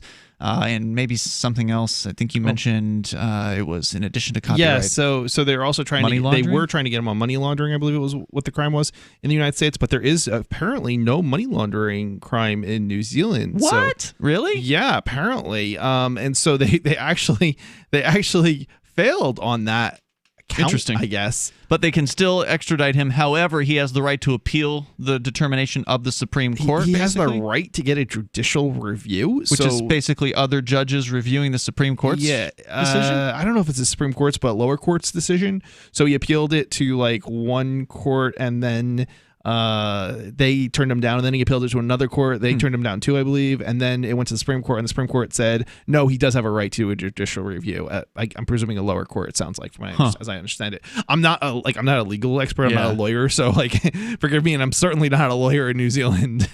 But yeah, the extradition hearing, let's see, after several lower courts determined that the Mega Upload defendants can indeed be extradited to the United States. In June 2019, the New Zealand Supreme Court heard the hugely controversial matter that Mega Upload 4 were hoping that a panel of judges at the country's highest court would see things in a different light and deny the United States the opportunity to try the man on U.S. soil. NACOM previously predicted that the Supreme Court would return a 3-2 majority in favor of extradition, but what has transpired today does not provide the absolute finality many observers expected. So .com can be extradited, but can challenge this decision. So it's very bizarre. It's interesting. You could challenge the decision of the Supreme Court. Right. I mean, that's good, I guess. But the Supreme Court's not the one who will actually hear it. So where does it go? Lower court. In a decision handed down minutes ago, the Supreme Court confirms that .com and his Mega Upload colleagues can technically be extradited to the United States to face charges of I guess it makes sense. Doesn't the water in the toilet bowl swirl the other way? So in New Zealand, you know what? Things are backwards. I think you're right there, but the United States, water and government very similar. Down under. This actually could happen in the United States too. The higher courts often shove the that's called a details down to lower that's courts. called a remand, where the higher courts can remand a certain decision back down. They make a decision on like some tiny aspect of it, and then they send it down to the lower court. Yeah, remand. I'm not entirely sure of all the technical legal technical words. Regardless, but however, the court has also granted the quartet permission to challenge the decision via a judicial review. The issue lies with the 2015 decision at the district court, which ruled that .com could be extradited. The Mega Upload founder's legal team argued that the court had made errors in its judgment, but their calls for judicial review fell on deaf ears at the High Court and Court of Appeal. So, I see. So yeah, they asked for a judicial review of a lower court ruling, and the Supreme Court said you could have that. Well, the two lower courts denied that judicial review, and the Supreme Court said you should be able to have it. And the Supreme Court said, yes, you do have that right. And so the lower court now has to hear, I don't know which of the two lower courts, but one of them has to hear it. Okay, so now it's starting to make a little more sense. So what you're saying is the question that the Supreme Court heard was whether or not they could get a judicial review. The extradition itself wasn't actually heard. So yeah, they said that we're not going to decide on this matter. Okay. Well, no, they decided, I guess, on that he can be extradited, but the question of whether or not, I guess, he committed copyright infringement, I guess, is for the lower court to decide. It's all very obtuse. Yeah, it is, and it's not entirely clear in the story either. So it's kind of. Yeah. Let's see here. So the Supreme Court said that those higher courts were wrong to determine that .com, and they're talking about not the lowest court, but the high. I think they called it the High Court and some other court. Not the lowest court. By the way, Kim.com on his Twitter, which is twitter.com/KIMDOTCOM, Kim.com. On October 27th, he said the destruction of Mega Upload was a, quote, contract prosecution, unquote, by Joe Biden for his Hollywood donors. Over 200 million users lost their files. Thanks to new leaks, witnesses, and evidence, you can now see the corruption of Joe Biden. And then he releases a white paper all about what happened back then and how Joe Biden and his campaign donors was, he was just doing the dirty work for them. Joe Biden is not an honorable man. People made a mistake with electing him. Well, they made a mistake. Who didn't they make a mistake electing? I don't have an answer to you. No. They were all mistakes. Yeah. So let's see. The court said that those higher courts were wrong to determine that .com's application for judicial review was, and this is the crazy thing, they called it an abuse of process. You really have to wonder, though, like, if they're going to call it an abuse of process, how can he possibly get a fair hearing at one of these courts if they both call it an abuse of process? So even if they order to give him the same court that smacked him down now has to hear the case, right? Like this is not looking good for him as far as extradition is concerned. But it's sad. Yeah, this means that yet more legal arguments will have to be heard if .com and its colleagues fail. They're going to need to build a whole new wing to hold all these guys that run websites. Right? You got Ross Ulbricht. You got the guys from Backpage.com. I think they got prosecuted successfully, didn't they not? And then also now Kim.com. Did they get successfully prosecuted? Because I think they were in California. I don't know if they were they federal or they did go to there was a federal case. Was there? I don't know. I'm not 100% sure what the outcome of the federal case is at this point. Me neither. I'm not sure if it actually has been. They won at the state courts. Really? Yeah. So wow, it looks like Backpage CEO pleads guilty in 3 states. Jeez. That's sad because by all accounts, he did everything he could to cooperate with law enforcement against actual crime. They throw enough cases at you, and you run out of money to defend yourself. Right. I mean, this is just standard operating procedure of governments everywhere. Yeah. .com at least has some money. They, for whatever reason, weren't able to seize everything he has, so he's still able to pay lawyers after almost a decade. Yeah. I mean, this was 2012 when he got raided. He's fighting it not only in New Zealand, but he's also fighting in the United States. He has U.S. lawyers both on a civil case and a criminal case in the United States, as well as in New Zealand. So the guy's clearly got some money. Yeah, he does. So he was living in a mansion. Yeah, at the time the raid happened. Yeah, but you know what else probably helps his case is that he's actually got experience with the criminal justice system, so he has an idea of what the processes are, as opposed to somebody who has never dealt with the system before. Right. That's going to be more afraid. I don't know. I think he may have spent some time in jail and everything. Like, he's got a history. I don't remember, all the details of it off the top of my head, but he's definitely got a criminal history. Right. So. Is there more that we need to know about this? That's a good question. So the money laundering is kind of an interesting aspect of it too here. So he won't be eligible to be surrendered in respect of money laundering since there is no matching New Zealand offense. But that won't matter, right? I mean, because it won't matter because they can still get him on the copyright grounds. Right. All they want is his body. They want him. Right. And so if New Zealand is like this technical decision of, well, we won't surrender him based on the money laundering, but we will surrender him based on the copyright, that's not going to mean that the U.S. government has to drop the money laundering charges.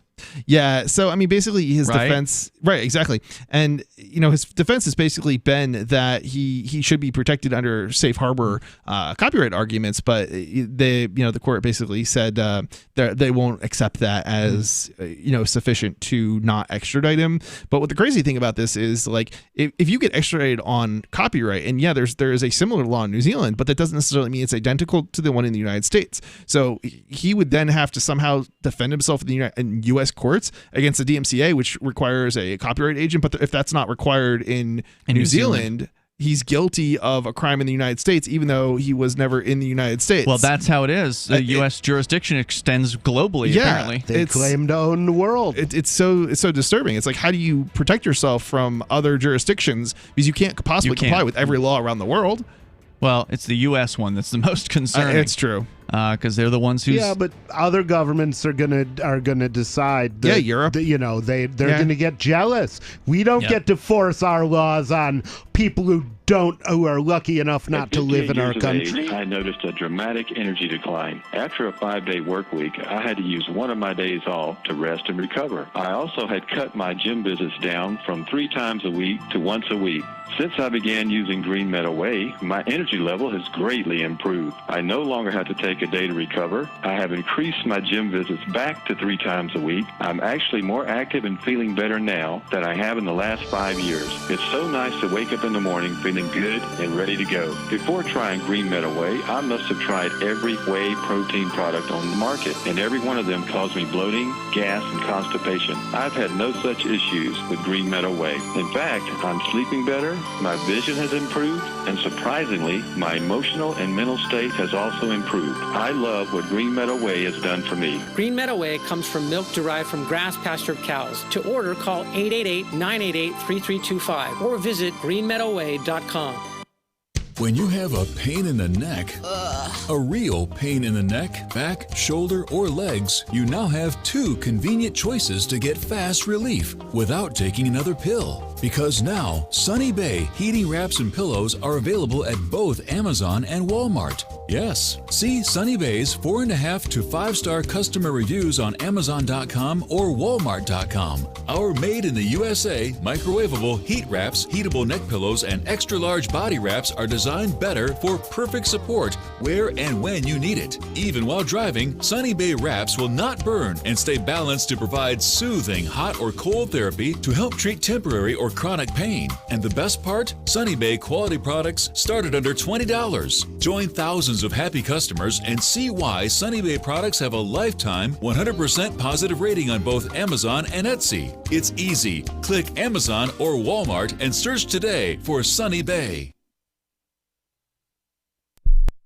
Join liberty-minded voluntarists, anarchists, and libertarians from June 28th through July 4th for ForkFest 2021 at Rogers Campground in the beautiful White Mountains of New Hampshire. ForkFest happens the week after the Porcupine Freedom Festival, and ForkFest is decentralized, which means no one is in charge. That also means there's no ticket cost.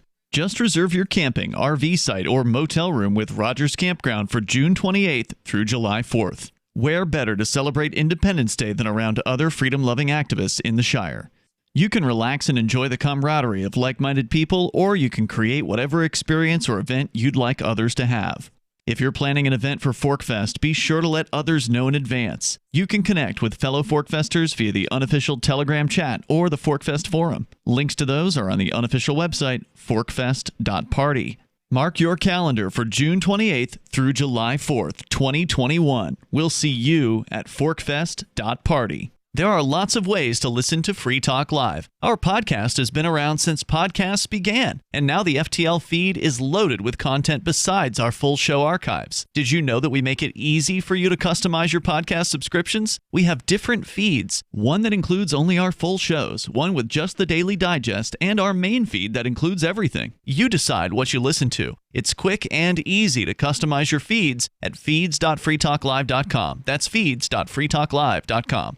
Bitcoin.com has launched a trading platform at local.bitcoin.com, allowing you to buy or sell Bitcoin Cash via dozens of payment methods like PayPal, Venmo, bank deposit, remittances, or meeting in person with cash. There are no ID requirements to sign up for and use the site, and all communications between buyers and sellers are encrypted. Finally, a global trading platform that respects your privacy. Visit local.bitcoin.com to get started trading Bitcoin Cash.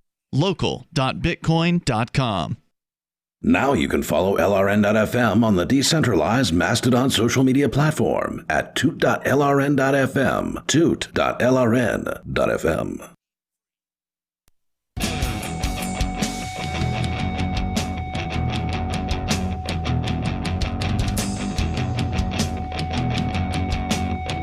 This is Free Talk Live. You can bring up anything you want here. The toll-free number is 855-450-FREE, like freedom. That's 855-450-3733. We've got the Matrix server. You go on over to chat with our Free Talk Live listeners over at chat.lrn.fm, and you'll get the instructions step-by-step on how to get on the Matrix server. It's pretty easy. You just have to follow the instructions at chat.lrn.fm. We've been talking about Kim.com, the founder of Mega Upload. And, it's also worth mentioning there were, I think, at least 3 or 4 other guys that he worked with who also got arrested. All of them are. They're all being extradited effectively together, except for one who I think basically just surrendered right away, came to the United States. Oh, wow. And I think... so he got a snitch or something like that? A year in jail or something like that, I think, yeah. Probably because he agreed to testify. With a guilty plea of some kind. So, Kim.com, he's worth following. He's got an interesting Twitter account. He always posts stuff. He's frequently posting updates about his case, and also he's pro-crypto. So, back in 2016, he told people to buy Bitcoin. He said, trust me, buy Bitcoin when it's cheap. And then just recently he posted again. He said, did you trust me? And then he cited his old quote from 2016 because the prices have gone up, significantly since that time. And then so he's actually calling out Joe Biden in a video post here. Now, I didn't have a chance to watch this whole thing, so hopefully he doesn't get profane towards the end of it. But this is a 2-minute clip that he posted to his Twitter with him calling out the corruption of Joe Biden. Because remember, Joe Biden was the vice president at the time when Kim.com was raided. Right, that's true. And so he was actually behind this, according to Kim.com. Well, Hollywood's run by pedophiles, and they would love Biden. So here you go.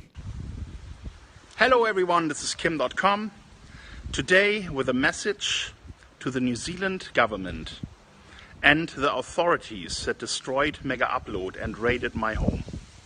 Have a look at Joe Biden today, the former vice president who personally oversaw the destruction of my business, who installed his own lawyer in the DOJ to be a U.S. attorney, to bring a case against me. This very same person has now evidence mounting about his corruption, his pay-for-play dealings with his donors.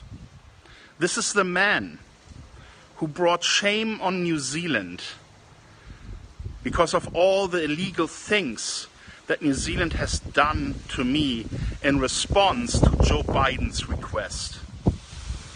The judiciary, the spy agencies, the New Zealand police, the corrupt former national government, all in cahoots with one of the biggest criminals in politics, Joe Biden. I would advise you to be very careful about how you are going to proceed now that Joe Biden is going to face serious scrutiny for all his corrupt dealings. This is a good time to reflect and observe what's happening in the United States. I'm still here, and I'm happy to remain here. All the best. I do wish him the best. And I hope that he is able to stay there in New Zealand. And I hope that Julian Assange is also not extradited from the UK, where he has been held now for years. No, I think they ruled in the UK that he could be extradited here. Did recently. they? I believe so. Yeah. Let's get a Julian Assange update here, because we haven't talked about it. See what the latest news is, but I'm pretty sure they did rule here not that long ago. Let's see. Mueller investigated Julian Assange. Assange lawyer says Trump offered a deal to avoid extradition. That was a month ago. 4 days ago, RT reports prison friend of Julian Assange commits suicide to avoid deportation. And 6 days ago, media silence on Assange aids Trump.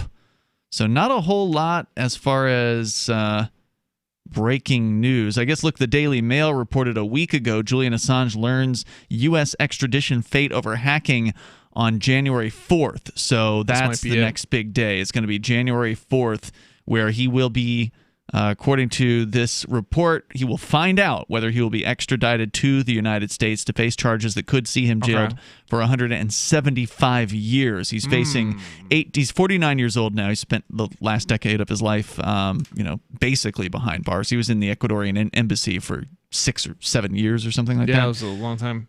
Faces 18 charges, including a plot to hack computers and conspiracy to obtain and disclose national defense information. He is said to have plotted with defense analyst Chelsea Manning. To put it more reasonably, to expose war crimes by the government. Correct. And it wasn't he who hacked any computers. He was simply helping Chelsea Manning crack a password.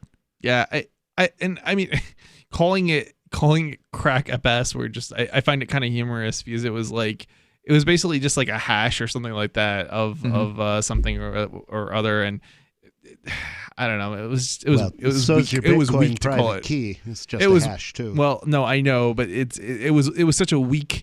It's so weak to call that cracking. I'm sorry, but maybe fine. Maybe it was technically somehow illegal, but how can it be illegal if he's not based in the United States? Well, the thing is, we're right back to this whole thing where he didn't actually attack a server with random passwords. Chelsea got the file and sent it to him. Right. And so he basically looked up. It was like looking up the password based on a hash or something like that. He helped Chelsea with whatever she needed help to find doing. out what the password would be based on the hash or something of that nature. But he was not within the supposed geographic landmass of the United States at the time. He did not breach any security within the United States government. Right. But yet, it's like his charge forever. is like conspiracy to assist hacking or something like that. It was so ridiculous.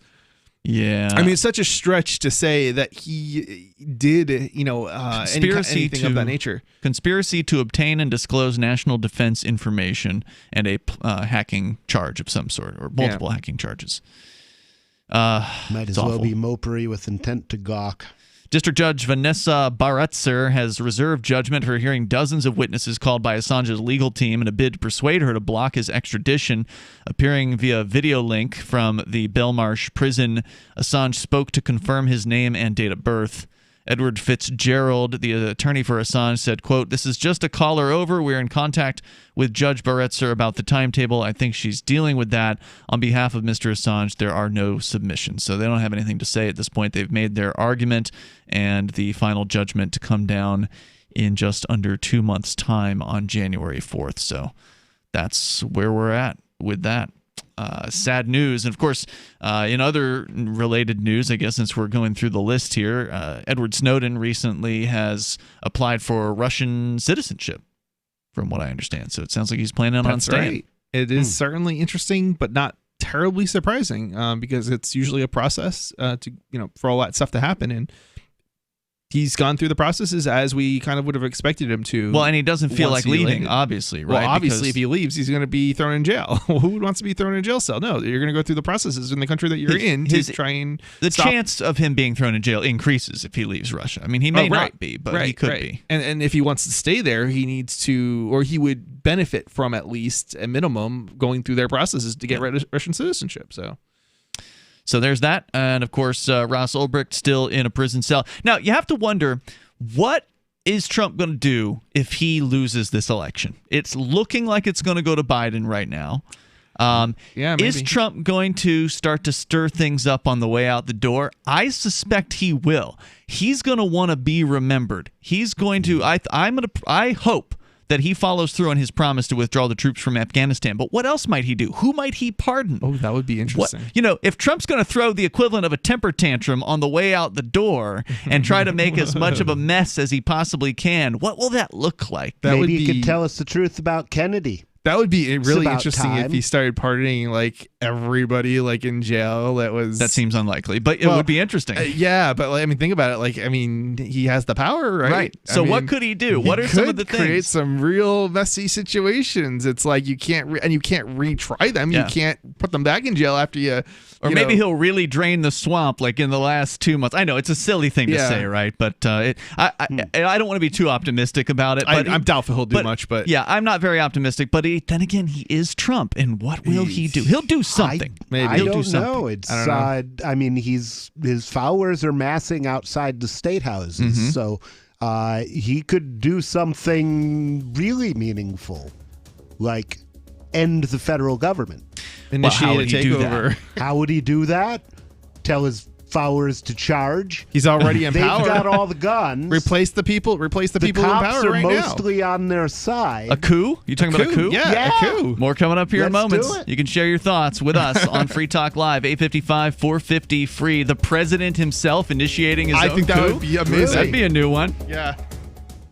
Maxwell, he was scratching and losing some hair. My vet, she says, oh, he must be allergic to chicken. Another vet said, eat the grain. Third vet said, it's the weather. Then somebody said, DINOVITE.com. It took 2 weeks, and the dog stopped itching, the hair stopped falling out.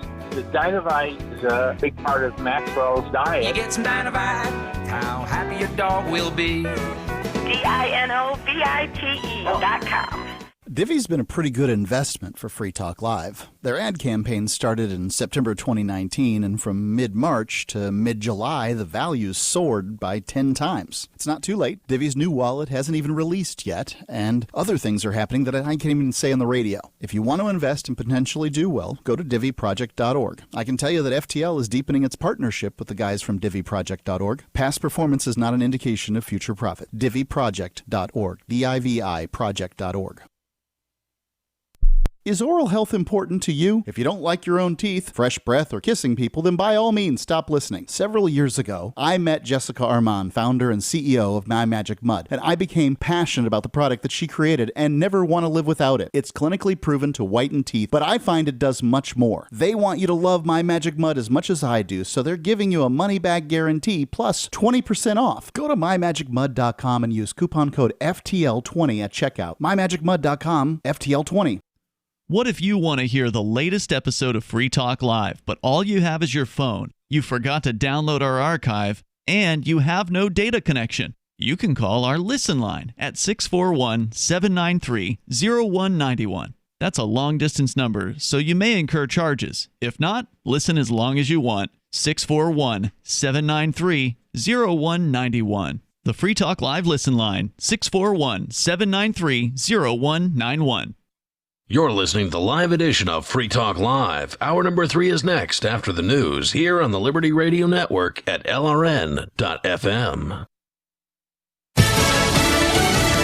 Setting up another court battle. I'm Lisa Lacera, Fox News. The Trump campaign has filed another lawsuit against a state that's still counting ballots, taking the action this afternoon against Nevada. The suit has 2 main points. A claim that signature verification is inadequate. That is based on the single case of a woman who says her ballot was stolen from her and it was submitted by somebody who was not her. Judge Andrew Gordon in the federal district court here questioning Republican lawyers, saying, well, the county registrar PR says they looked at that case, they investigated it, they compared the signature, they deemed it to be the correct signature. They gave that woman the chance to make a statement challenging that finding. She declined to do so. Another plank of that, transparency of the count. That again based on one individual, an alleged credentialed member of the media who says he has not been able to adequately watch the counting of the votes here. Fox's Jonathan Hunt. A judge in Georgia turned away a legal challenge from the Trump campaign, though there will be an automatic recount because Joe Biden's lead is razor thin. This is a poll worker in Fulton County received death threats over a claim that he threw away a ballot on a video circulated on Twitter. Elections official Richard Barron. He is currently in hiding because he's had threats. He's had to shut down all of his social media, and they know all of his personal information was released. Barron says the worker was throwing out a list of instructions that was in the ballot envelope. 2 Virginia men have been charged in Philadelphia after police say they arrived at the convention center where presidential ballots are being counted with guns and ammunition. Police say they got a tip about the men from the FBI. On Wall Street, the Dow lost 66 points, the Nasdaq up 4, the S&P off a point. America is listening to Fox News. This holiday season, more people will be mailing stuff than ever before. Stamps.com brings the post office and now UPS shipping right to your computer so you can mail and ship anything from the convenience of your home or office. With Stamps.com, you can print postage on demand and save money with deep discounts you can't even get at the post office. Like 5 cents off every stamp, up to 40% off priority mail, and up to 62% off UPS shipping rates. Print official stamps and labels right from your computer for any letter, package, or class of mail, anywhere you want to send. Once your mail's ready, schedule a pickup or drop it off. It's a no-brainer. Don't spend a minute of this holiday season at the post office. Right now, listeners get a special offer that includes a 4-week trial plus free postage and a digital scale with no long-term commitment. Just go to Stamps.com, click on the microphone at the top of the homepage, and type in Fox. Stamps.com. Enter Fox. Go right now to Stamps.com. Enter Fox. The work continues on possible treatments for COVID-19. Dr. Anthony Fauci with the National Institutes of Health with an update. What we have right now are 2 drugs that have undergone randomized placebo-controlled trials and have shown to have benefit both in diminishing the time to recovery with remdesivir and diminishing the 28-day mortality with dexamethasone. And then we have a number of other investigational therapies that are in various levels of clinical trial. Dr. Fauci says medical leaders and drug makers are working together to come up with treatments and will continue to do so. The number of cases of COVID-19 in Italy is rising again with a one-day record of nearly 38,000 cases. About 16 million people in 4 regions of the country are in the so-called red zone, unable to leave their towns, and all shops except for those deemed essential have been closed. More than 440 deaths in the country were reported today. The number of dead from COVID-19 in Italy is the highest in the world. Hollywood's biggest stars are rallying for a good cause this week with the Save Our Children campaign. Celebs like Jessica Simpson, Brad Pitt, and Gwyneth Paltrow headlined a charity event to help their suffering kids who desperately need a chance to live a normal life. Angelina Jolie talked to Starfix about the charity, saying, quote, "You don't have to be a mother to want to help my children, many of whom are not getting a proper education. If you look at the numbers, 1 in 5 of my children will struggle with drug problems." Joining us now is a representative from the charity, Julie Harrison. Julie, it was such a great cause. Absolutely. We're talking about children who don't have any positive role models. They're born into a life they didn't ask for. And if the state's not going to step up and help these kids, it's time someone did something. Here's a quote from Victoria Beckham, and I found this powerful.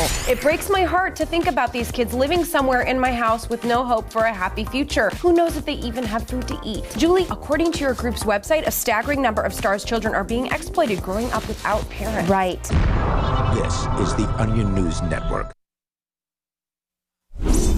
After decades of searching the cosmos, today NASA announced that what it was really looking for was right here on planet Earth all along. For years, we've foolishly chased after comets, moons, and stars. Outer space may be beautiful, but it's not as beautiful as the smile of a child, nor as sublime as a good bottle of wine shared among friends. Our search ends where it began, here on this big blue marble. Astronomers say that while their telescopes were pointing at Mars, they never even noticed the planet that was right in front of them. NASA now plans to appreciate what they already have. The agency's latest report, entitled Wonder is Everywhere, Finding the Beauty in the Everyday, calls for further study of the little things that truly give life meaning. Warm rain on a summer day. The smell of pine trees, touching the worn paper of your favorite book. That's what's always made us happy. Not some asteroid a million miles away. This is the Onion News Network.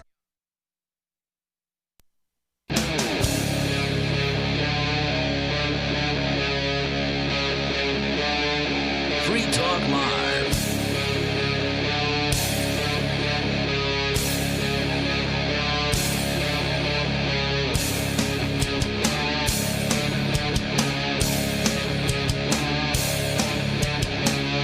Free Talk Live. We're kicking off the third hour of the program. As always, you're invited. If you want to join us here, the toll-free number is 855-450-FREE like freedom. That's 855-450-3733.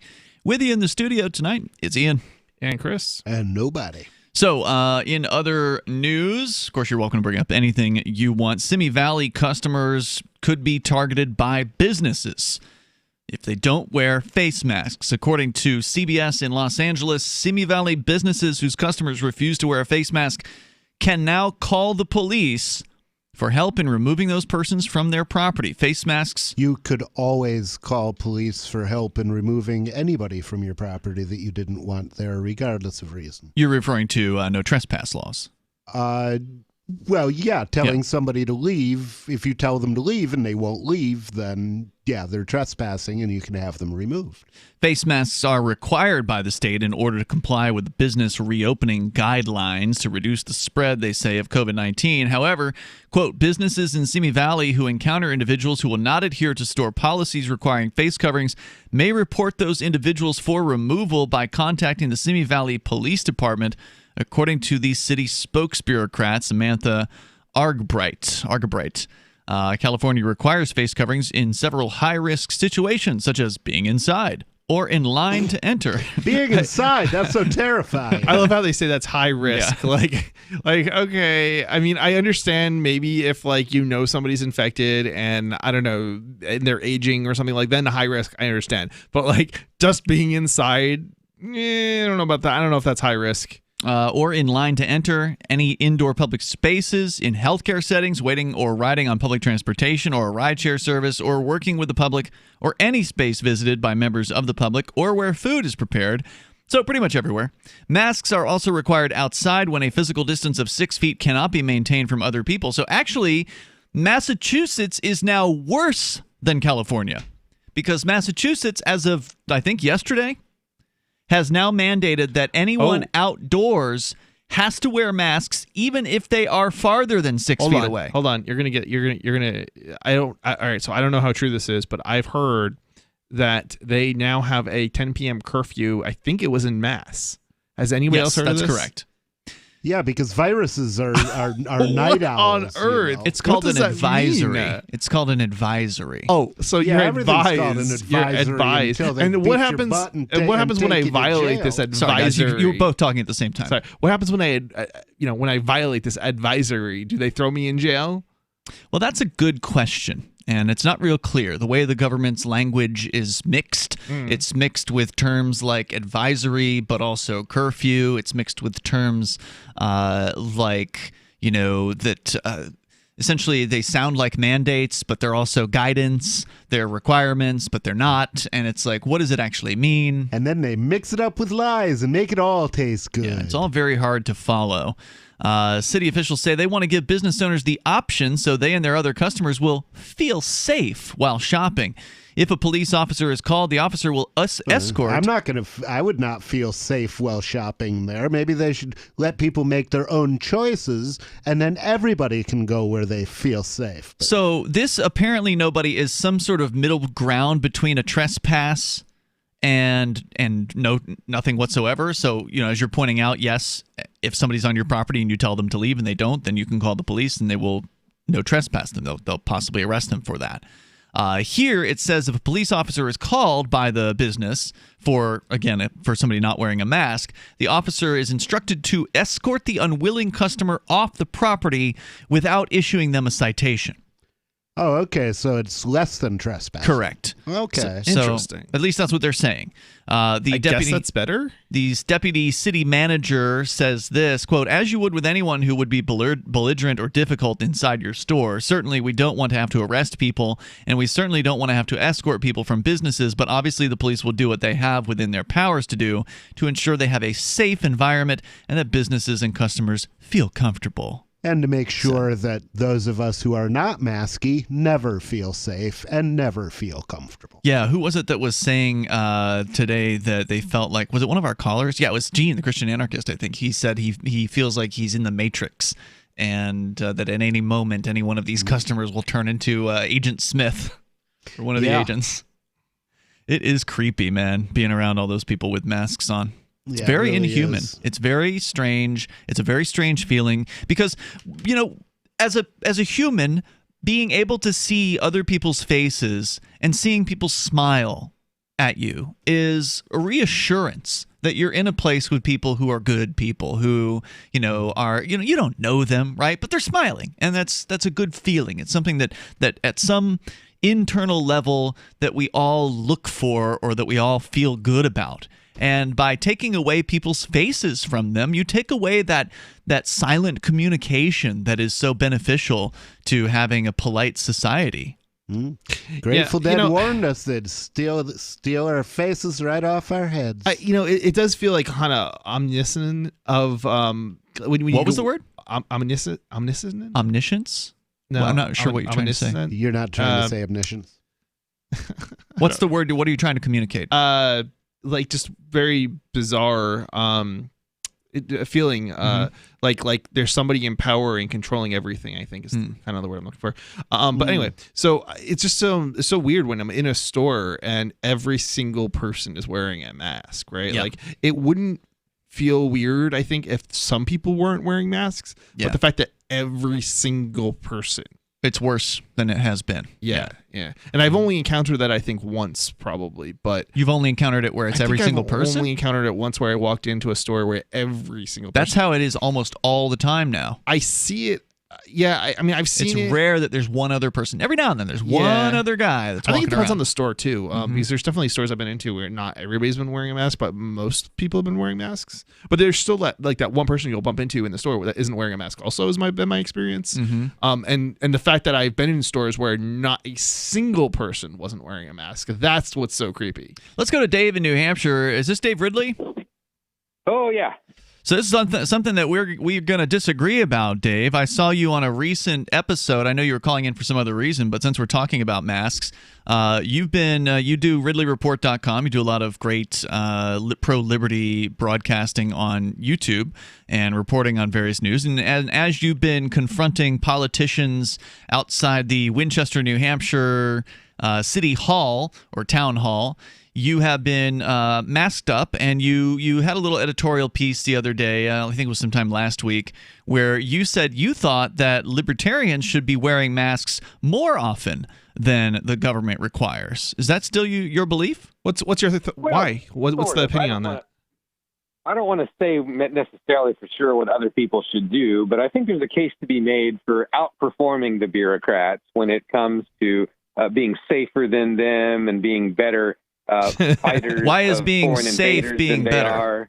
If you're not sick, why would a mask make you safer? Well, I'm not claiming to know a great deal about the science, and that's the whole point. I don't know. Well, then why would you go all in on something you don't know much about? Because it is, I guess you could call it an innocent until proven guilty approach. The government is innocent of lying about masks until proven guilty. But government. They've been paying attention. They've been proven guilty every single year. Every single thing they say. Why would you believe them about this?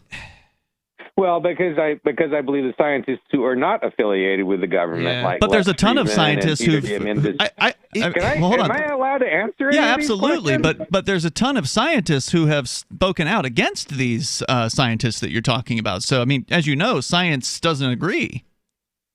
Yeah, that's right. So I'm playing it safe. Wearing a mask is not going to hurt anyone else, so I'm wearing a mask.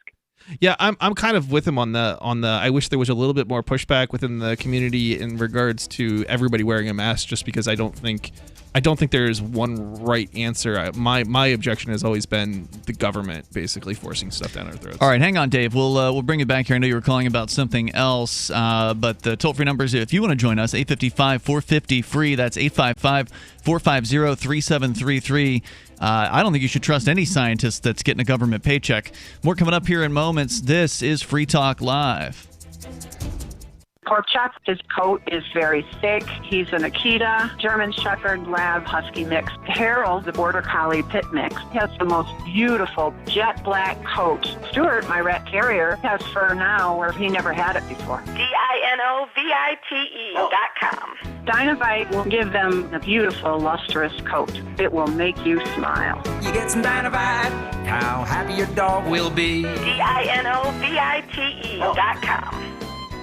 News from news.bitcoin.com. Bitcoin tops 13,000 and breaks its own record for consecutive days above 10,000. Satoshi Nakamoto, if alive, enters the top 200 world's wealthiest people. DC International Monetary Fund manager warns of major financial reset imminent. PayPal begins selling and accepting Bitcoin. Bitcoin goes mainstream. Bitcoin.com is your source for getting started with cryptocurrencies, getting a wallet, buying Bitcoin Cash, and all the latest cryptocurrency news at news.bitcoin.com. What if the United States and the Soviet Union had fought on land, sea, air, and the astral plane, struggled for dominion across parallel dimensions, or on the surface of the moon? What wonders would have been unveiled? What terrors would have haunted mankind from those dark and dismal dimensions? Come closer, peer through a glass darkly, and discover the horrifying alternative visions of World War III from some of today's greatest minds in science fiction, fantasy, and horror. Weird World War III. Available now from Baen Books at BaenBooks.com. Having taken her father's throne, Sarah Calhoun has fallen out with one of her best allies, and her brother Nathaniel heads into Imperial Philadelphia with a reckless plan. Her uncle Thomas, armed with new powers and new allies, aims to remove Sarah from her throne and from the world of the living. To survive, and to gain the strength she needs to fight an impossible war, Sarah must unite the Mound Builder Kings to enact an ancient rite that will propel her beyond mortality. Servant Daughter by T.J. Butler is the newest entry in the Dragon Award-winning Witchy War series from Baen Books at BaenBooks.com. A congressman recently revealed that legislation totaling 2,900 pages and involving more than $1 trillion was available to members of Congress for less than 48 hours to study and consider. That's over 60 pages of legislation per hour. Do you think anyone read the entire bill? I'm Jim Babka with DownsizeDC.org. Consider a proposal buried in a 3,200-page, $388 billion bill, which would have empowered committee chairmen or their agents to examine Americans' tax returns. When this horrible provision came to light, no one claimed to know how it got into the bill. One congressman questioned said, "I didn't write it, I didn't approve it, I wasn't even consulted." If your attorney represented you this way, he might be disbarred. But this is how Congress represents you every day. That's why DownsizeDC.org has created the Read the Bills Act. You can force Congress to read their bills before they pass them at DownsizeDC.org. Some of you asked, and now we've delivered. LRN.FM's live Keene, New Hampshire studio shows are now streamed in HD on Twitch. Visit our channel at twitch.lrn.fm and give it a follow. If you have Amazon Prime, you get one free subscription on Twitch. If you use it on our channel, Twitch will give LRN.FM a monthly piece of your Prime subscription cost. So please watch, follow, share, and subscribe to twitch.lrn.fm. That's twitch.lrn.fm. There are basically two types of advertising, direct response and branding. Radio's great for direct response with its low cost to listener ratio, but audio can't be beat for branding, which is a longer-term endeavor. You want to be the first thing that someone thinks of when they think about your product or service. If you have a local business that you want kept top of mind in your community, call the station. If you need national reach, Free Talk Live's got around 200 radio stations, millions of monthly listening sessions, can suit all budgets, and if we don't think we're right for you, we'll tell you. Email me, mark@freetalklive.com. This is the Liberty Radio Network, broadcasting the latest liberty-oriented audio content 24 hours a day at LRN.FM.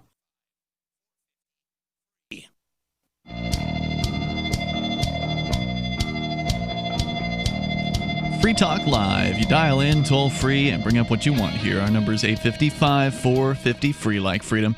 It's 855-450-3733. We have the Discord call-in line rooms at discord.lrn. Oops. Damn it. I was saying the Discord thing again. We don't have Discord anymore. They are long None gone. hail Discordia. Yeah. I was doing pretty good, but no, we have Matrix, and you can call in on that, and it sounds just as good as Discord did.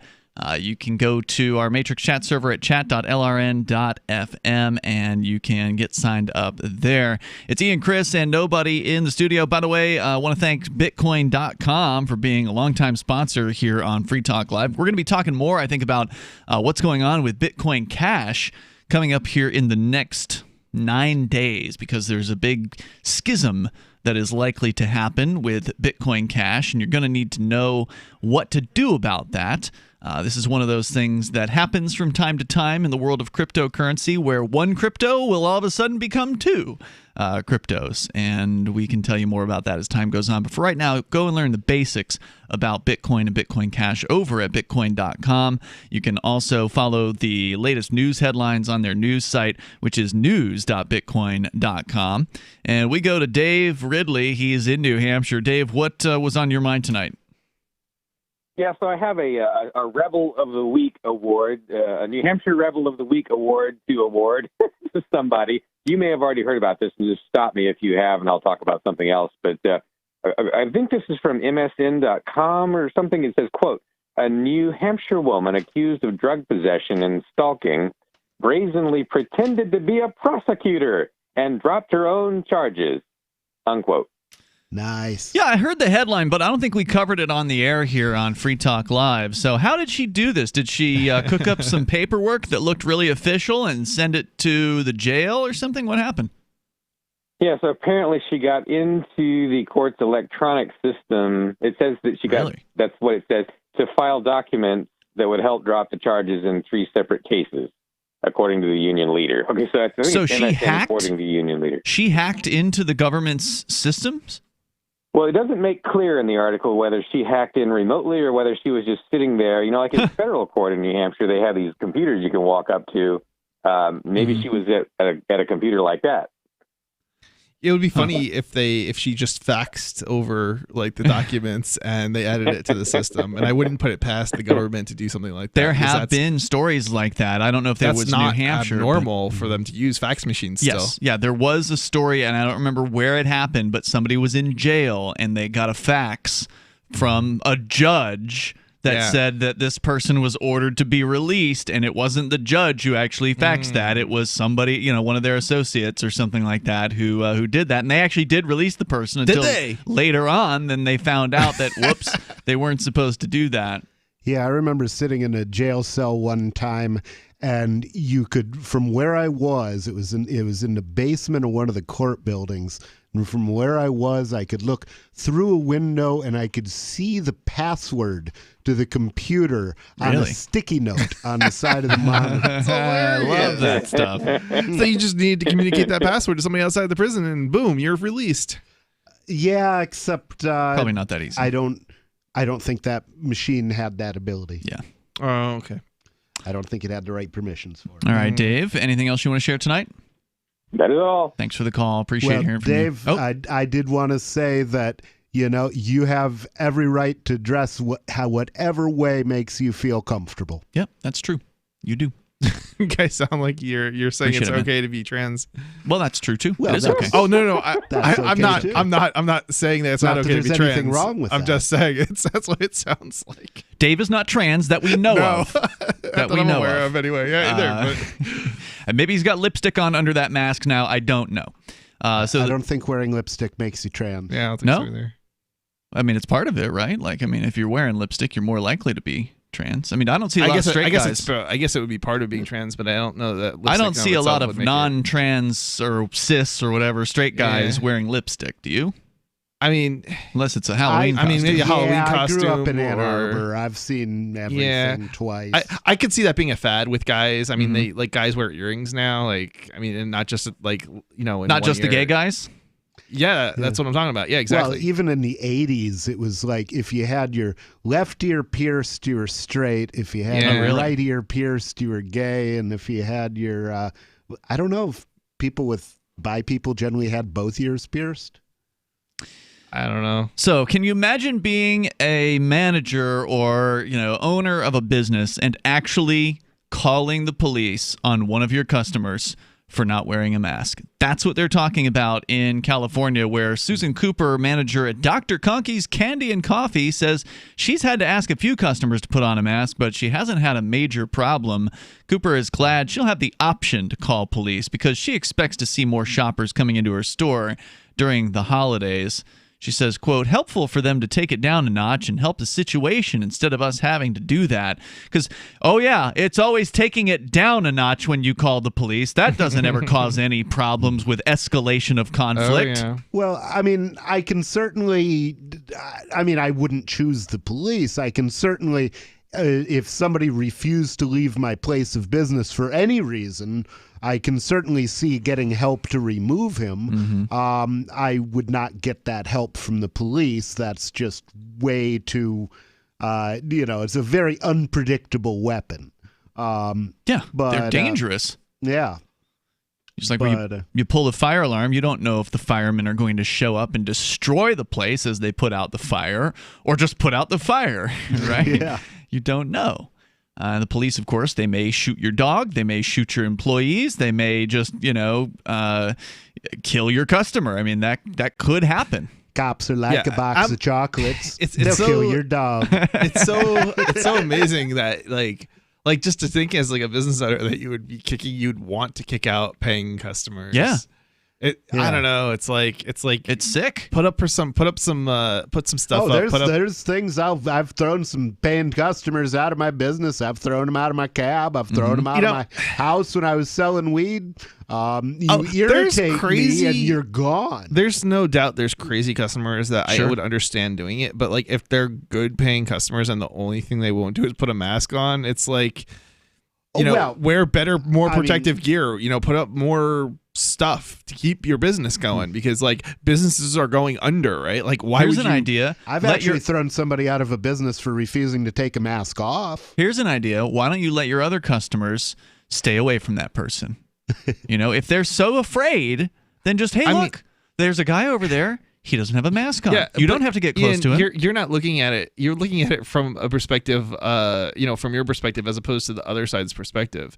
I mean, that's right. The perspective of fear. I'm not looking at it from that perspective. So from that perspective, like it still to me would make more sense to behave differently than calling the police on somebody. I'm not saying call the police on somebody. It seems like it's contradictory to your own interests. I am not saying call the police on somebody. I'm saying let your other customers decide how to handle the situation.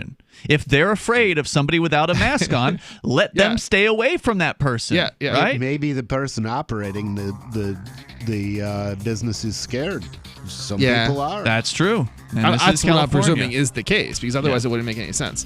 855-450-FREE. That's 855-450-3733. We've got time for you if you want to join us here. Got some big news in the area of psychedelic mushrooms. Psilocybin therapy, 4 times more effective than antidepressants. We'll tell you coming up. Every year, over 1 million fires burn in America.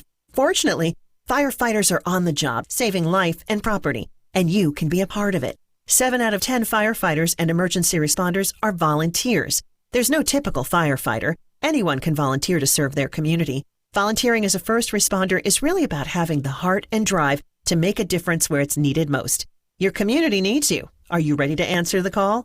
Learn more and find local volunteer opportunities at makemeafirefighter.org. What if the United States and the Soviet Union had fought on land, sea, air, and the astral plane, struggled for dominion across parallel dimensions, or on the surface of the moon? What wonders would have been unveiled? What terrors would have haunted mankind from those dark and dismal dimensions? Come closer, peer through a glass darkly, and discover the horrifying alternative visions of World War III from some of today's greatest minds in science fiction, fantasy, and horror. Weird World War III. Available now from Baen Books at baenbooks.com.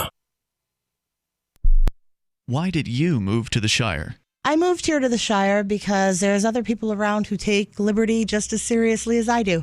I moved to the Shire because I saw videos of people challenging authority and thought that I could get support myself. It called to me, like, do this right now. I wanted to be around people like me who got it.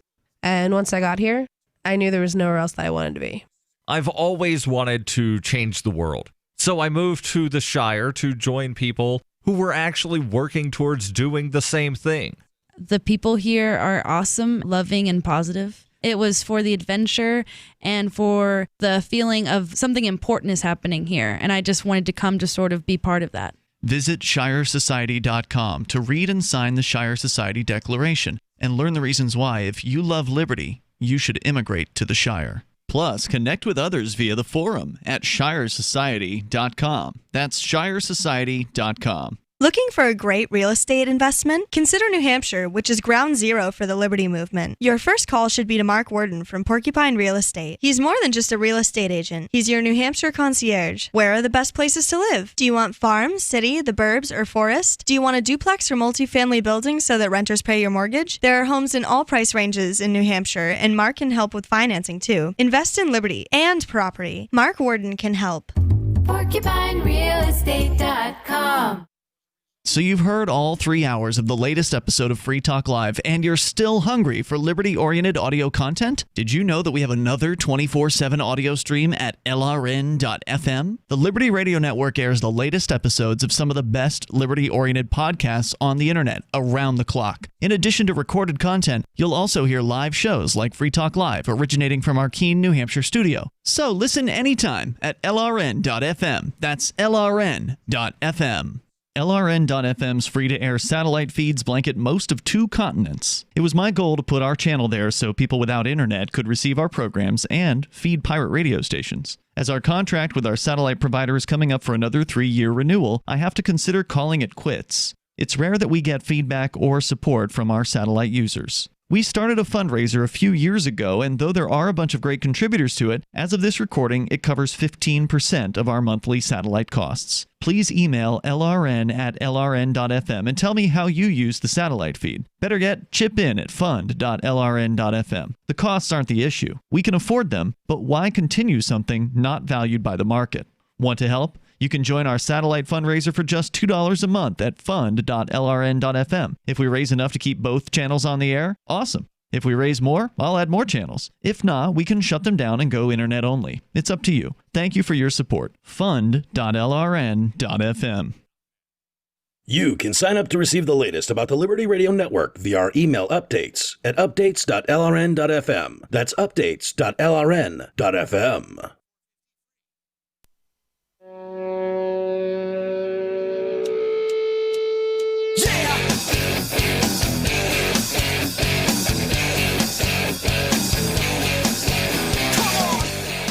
Free Talk Live. You bring up anything you want here. The toll-free number is 855-450-FREE, like freedom. That's 855-450-3733. You can join us online at freetalklive.com, and you can download archives there that go back all the way to 2006. So that's a lot of shows that you could listen to in theory, probably more than you possibly could actually listen to in any decent amount of time. But they're all free, so enjoy them over at freetalklive.com. Tonight, it's Ian. And Chris. And nobody. So we're going to continue with more of your calls and thoughts, but then coming up, the latest on psilocybin, the active chemical in psychedelic mushrooms. Turns out there's some more studies that have been done, and there's a new one looking at psilocybin-assisted psychotherapy to treat major depression. And isn't it neat how it turns out that all the drugs that they were fighting the war on drugs against are actually better than Big Pharma's solutions for something? Mm-hmm. It's almost like they just have the government protecting their turf against superior competitors. It sure does seem that way, and we'll talk more about it here. It's interesting. The more we learn about the illegal drugs out there, the more we find out they're actually beneficial. And this is following in the footsteps of Oregon, that actually voted this week to not only decriminalize small amounts of all drugs for personal use, a la Portugal, what Portugal did back in the year, I think, 2000, But also, Oregon voters also legalized psilocybin mushrooms for therapeutic purposes, which is exactly what we're going to discuss here. But first, we go to Vernon in Louisiana listening online. Go ahead, Vernon. So I listen all the time, and I, not 100% like other people, but I do listen a lot. And I feel like the show might be turning into Mask Talk Live, and I wanted to remind myself why why you all talk about it so much and why it's so much. We talked about it once tonight. Yeah, it is a lot, though. You do talk about it a lot, and it seems to really bother you all. Yeah, it bothers the crap out of me. I'm actually kind of sick of it. Well, exactly. That's why I'm trying to call it. So the biggest thing I wanted to ask, I just wanted to remind myself of why you all are so against it. If a private business is enforcing them, the customer wearing a mask, you all do not like that because the government is who initiated that, correct?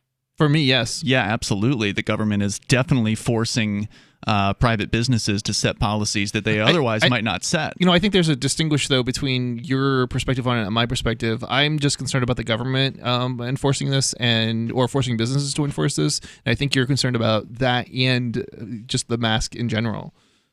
Well, I mean, I'm generally against the idea of masks because I think it dehumanizes people. Yeah. So, yeah, from that perspective, yeah, I think it's very concerning. But from a business perspective, obviously you can set whatever rules you want for your business, but what's not clear during this situation is which businesses would have set these rules if they weren't being coerced. Absolutely. And that's what's infuriating to me is I mean, if some businesses wanted to demand that everybody wear masks, that would be absolutely fine with me, so long as those that didn't feel that way were free to welcome me. Definitely. But this reminds me of when they decided that smokers weren't human anymore, and we didn't get to go to restaurants.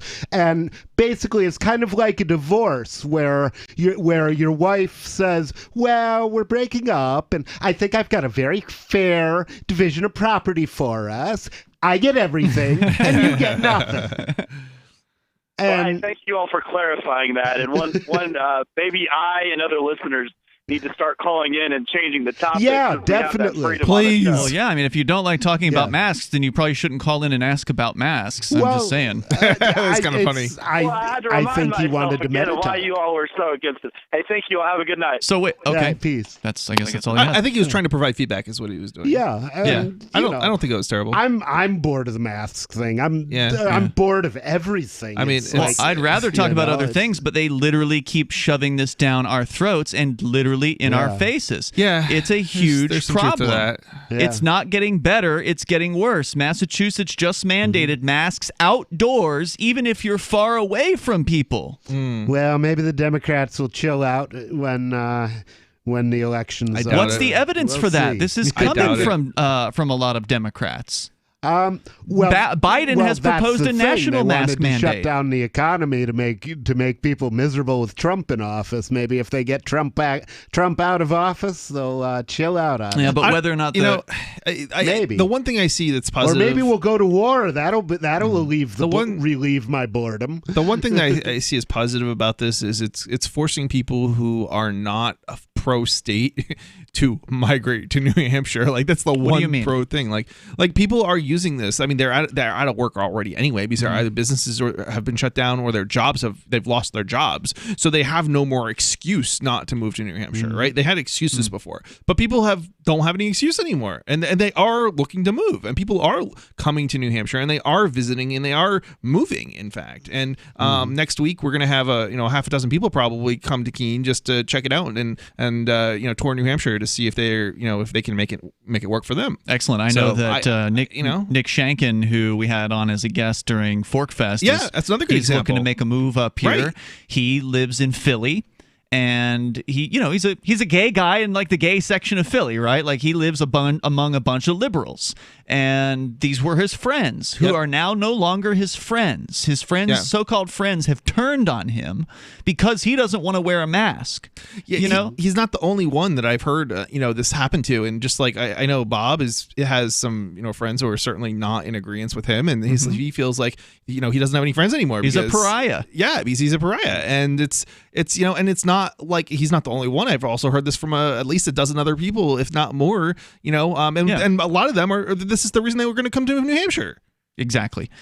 So look, I mean, I would love to talk about other things, but this is something that is affecting a lot of people's lives right now. I understand there's supposedly some rural areas where this isn't a problem, where you can go into bars and no one's wearing a mask, and you can go to convenience stores and no one's wearing a mask. But here in New Hampshire and in a lot of states, there are a lot of rules that have been shoved down people's throats. You got cities like Nashua, New Hampshire now, where in the business they're being told you are not to serve a person who is wearing, or is rather not wearing a mask. Meaning if you want to get groceries, if you want to feed yourself, you either have to leave the city limits, or you have to put on this mask and possibly put your health in danger by putting a mask on. New Hampshire is kind of interesting because it's not like this is kind of going city by city in New Hampshire, because there hasn't been a statewide. There is a statewide requirement. If you have an event of over 100 people, they are demanding that it have masks. But then they curtailed some of that too, so it's not what it was. So it's very bizarre. It's very like a lot of the city ordinances, like the city ordinances are more harsh. You're talking about a very harsh city ordinance in Nashua, which we don't have in Keene. That's correct. And it's even less bad in some other areas of New Hampshire. Yeah, so, some don't have any ordinance. And that's the thing. Like in some respects, it's like it's easy to attack the cities in the state, but at the same time, it's like thinking about like what's happening surrounding New Hampshire, like in Mass, it's even worse. And it's hard California, to believe. where the governor literally told people, or New York, where they're telling people in California that if you want to have Thanksgiving dinner, you have to have it outdoors. You can only have 3 households get together. And the 3 household members have to be separated from one another by at least 6 feet on all sides, so a 6-foot radius around each party or whatever. That they're only allowed to go indoors to go to the bathroom. The bathroom must be sanitized frequently. I mean, I'm just remembering these from off the top of my head. It's crazy. You have to use disposable dishes. The whole thing is absolutely insane. They're telling people they have to lower their mask while they eat, or like when they're putting food in their mouth, and then raise the mask again after that. The level of micromanagement that is going on over people's lives, how somebody can just dismiss this as no problem is, I don't know if that's what Vernon was saying. Maybe he's just tired of it. No, he's just tired of it. And I am too, but they're not. They just keep on coming with these tired rules. Of hearing about it, whether or not it's happening or not. We're going to talk about it. As long as it's infringing on people's liberty, it's going to get talked about on this show. If you don't like it, go somewhere else. Toll-free number is 855-450-FREE. That's 855-450-3733. This is Free Talk Live.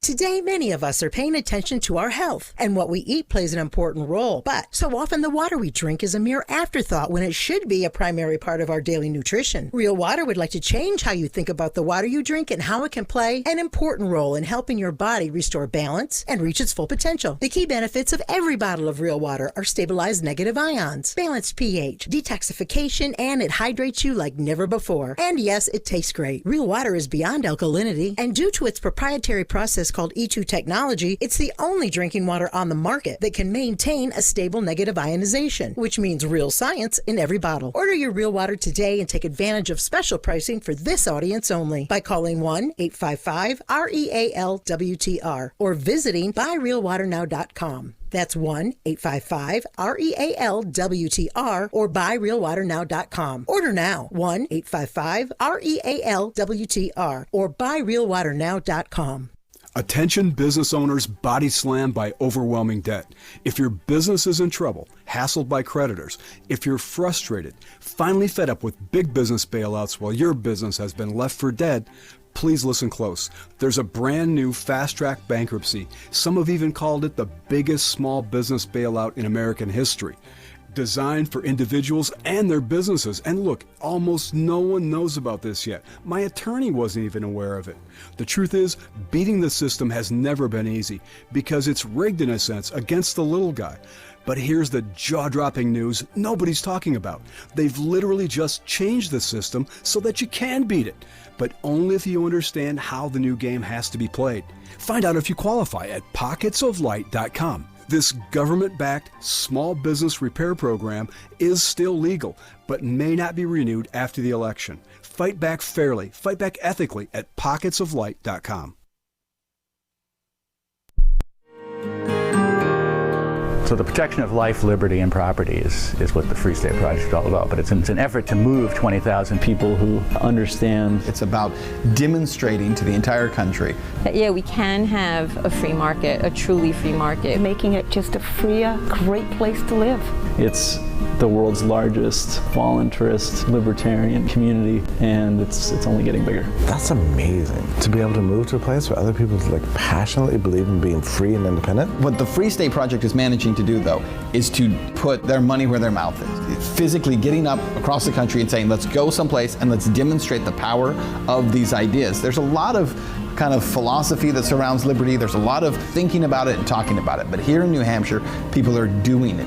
101 Reasons Liberty Lives in New Hampshire, a documentary by Free State Project Early Movers. Watch it free at 101reasonsfilm.com. 101reasonsfilm.com. If you want to know the latest about Free Talk Live before we go on the air, all you need to decide is how you want it delivered. It's your choice. Visit news.freetalklive.com to receive our usually weekly news updates by email. Plus, we have a Twitter account at twitter.freetalklive.com, and you can follow us on the decentralized Mastodon platform at toot.freetalklive.com. So please follow us at toot.freetalklive.com and sign up for our emails at news.freetalklive.com. Are you tired of governments murdering people around the world? Stop using their money. There is an alternative. Bitcoin is a stateless, free market, non-political currency. Bitcoin cannot be inflated or controlled by any government. By using their money, you are helping the state. Stop doing it! You have an incredible alternative available now. Learn it, use it, spread it. Get started with Bitcoin at bitcoin.com. That's bitcoin.com.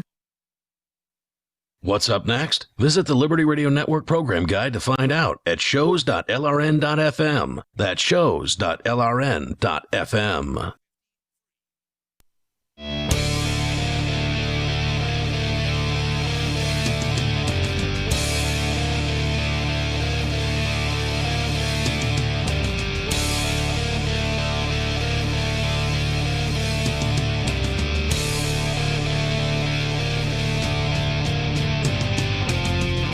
Free Talk Live. You can bring up anything you want in these remaining moments. We have time for you. The toll-free number is 855-450-FREE, like freedom. That's 855-450-3733. And join us on our chat server over at chat.lrn.fm. In the studio tonight, Ian. Chris. Nobody. Don't forget, you can join us online, freetalklive.com. Lots of features there. And the AMP program, where I want to say thanks to Pizza Cake Man, who is a Free Talk Live silver amplifier. Pizza Cake Man contributing $5 a month to the AMP program. It helps us get Free Talk Live on more radio stations around the country. And if that's something that is valuable to you, then please head over to amp.freetalklive.com, as Pizza Cake Man has done, and it's $5 a month. You can use your credit card, debit card, you can use PayPal, or if you're crazy, Bitcoin BTC. We will take that from you.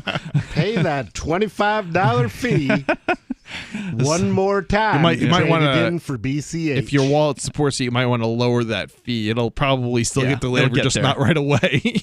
But even the lower Maybe fees are spring. crazy. Yeah. So we can continue here. I wanted to get into this story since I got you on the show tonight. Nobody, you know a thing or two about psilocybin, as I do as well. Oh, it's true. And newatlas.com reporting that there's a new study presenting the first published data from preliminary human trials investigating the effect of psilocybin-assisted psychotherapy to treat major depressive disorder. The incredibly positive results have been described as just a, quote, taste of things to come, unquote, with a larger Phase 2 trial well underway. The Food and Drug Administration has granted psilocybin, the primary psychoactive compound in magic mushrooms, a breakthrough therapy designation on 2 occasions over the past 24 months. Initially, the designation... Isn't it great that the government spent billions to protect us from this? On the war on drugs, you mean? Fighting this, Yes. putting people in prison over this? Yeah. Initially, the designation was granted to help accelerate trials for severe treatment-resistant depression. But more recently, the classification focused on trials for major depressive disorder. Over the last few years, promising preliminary research has shown psilocybin to potentially be effective in helping terminal cancer patients manage their end-of-life anxiety. Wow. The idea there being that if you are on a psychedelic, you may have more of a likelihood to sort of come to terms with the idea that your life isn't going to last forever and that death isn't a scary thing. And it can kind of change perspectives for people on that. I've definitely had they've helped me come to terms with a lot of things. Absolutely. Initial psilocybin trials focusing on depression concentrated specifically on treatment-resistant depression, a clinical classification that categorizes patients suffering from MDD who have not responded effectively to at least 2 different pharmacological antidepressant treatments during a current depressive episode. So to translate that, that means that the standard allopathic medicine methods of treating depression are not working for these people. I'm really curious as to what kind of therapy they're doing. Is it cognitive behavioral? That is a good question. That's what they were doing with addicts that was having great response with both psilocybin and LSD. In this case, they say this MDD, which is, again, major depressive disorder, is much more common, with some estimates suggesting over 300 million people worldwide suffering from this debilitating condition. While a larger phase 2 trial testing... Is that before or after the pandemic? Yeah, that's a good question. While a larger phase 2 trial testing psilocybin for MDD is currently underway, this new study in the Journal of JAMA Psychiatry, and I think that's Journal of American Medicine Association, offers the first peer-reviewed published data showing efficacy for this particular mental health condition. This small preliminary trial recruited 24 subjects with at least 2 years of documented history of depression. All of the subjects were required to wean off of any antidepressant treatment before the trial commenced. So they were clean from the medications they've been on. And the story here says depression was assessed using the standard GRID Hamilton Depression Scale rating. The severe depression scores of 24 or higher on the scale, while 7 or less is classified as no depression. At the beginning of the study, the average score for the cohort was 23. So these were severely depressed people. The treatment process resembled the general protocol used in most psilocybin studies. 2 doses of psilocybin were administered to each subject, spaced 2 weeks apart. A number of psychotherapy sessions both preceded and followed the active psilocybin sessions. The results were undoubtedly impressive, with 71% of the cohort displaying more than a 50% reduction in depressive symptoms at the 4-week follow-up. So, 4 weeks after the treatment, 71% of these people had a more than 50% reduction in symptoms. That's pretty significant.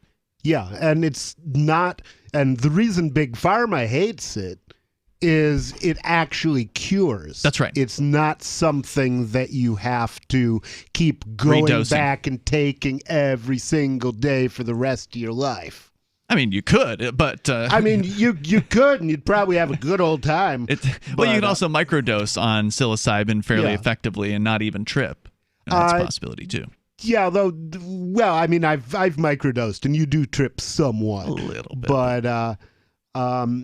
But yeah, it's amazing, amazing therapy. Here's a little more about the results. I really wish we could skin some of the drug warriors alive to celebrate. Well, I don't think that's something you would want to revel in somebody else's pain.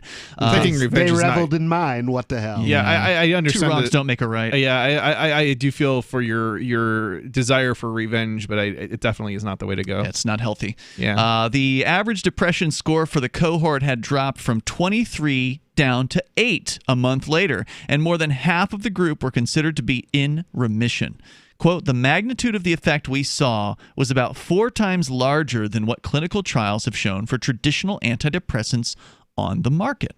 So 4 times the effect, said Alan Davis from the Johns Hopkins University School of Medicine and corresponding author of the study. He said further, quote, because most other depression treatments take weeks or months to work and may have undesirable effects, this could be a game changer if these findings hold up in future gold standard placebo-controlled clinical trials.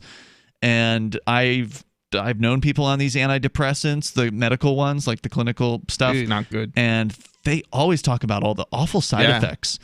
Sex drive goes to 0. I know an old co-host of mine used to break out in like a tremendous like pimples all over his back, and you know, if you thought you were attractive before, now you're not. So talk about getting depressed. Yeah, exactly. My first AA sponsor committed suicide on antidepressants. Prozac. Yeah. Well, they cause suicide. Sometimes they cause he murder. never had suicidal ideation. Right, a lot of before these kids at the school shootings are on these things, and they murder people before they suicide themselves. So very, very, positive results here. Now, the study isn't without its limitations. It is a small sample with no placebo, so clearer data from larger trials are important. But the plus, only a short follow-up period limits the ability to understand the longer-term benefits of the therapy. But it is a start. However, psychedelic research pioneer Roland Griffiths suggests it's impressive to see these kind of results from a broad population of MDD patients.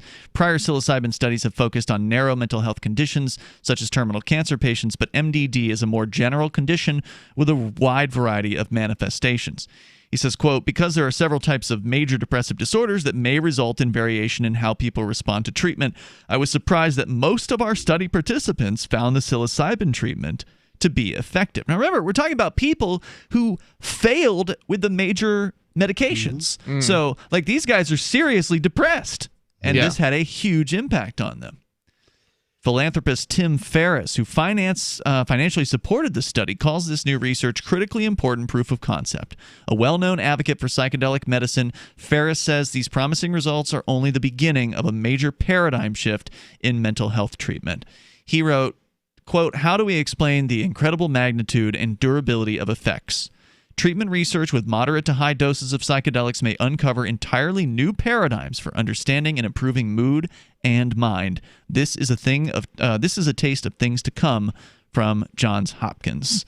So kudos. Johns Hopkins does a lot of good work on that. Yeah, that's some pretty impressive results, and it's very initial. They're going with a 7-site phase 2 trial currently underway, testing the efficacy of a single psilocybin dose, bookended by several psychotherapy sessions in a much larger sample size of MDD subjects. So we'll hopefully find out more about this as this trial is hoped to reach completion sometime in 2021. And what better time to do this than now when people are more depressed than they've ever been? Oh, very true. So check out freedomdecrypted.com. Hopefully soon that site will be back online. Yeah, it should be back on by tomorrow at 5. All right, cool. For more of Chris, and stay tuned on dlive.lrn.fm and twitch.lrn.fm as Nobody Tells the Truth kicks off at 10:30 Eastern Time tonight. And we'll see you then. freetalklive.com.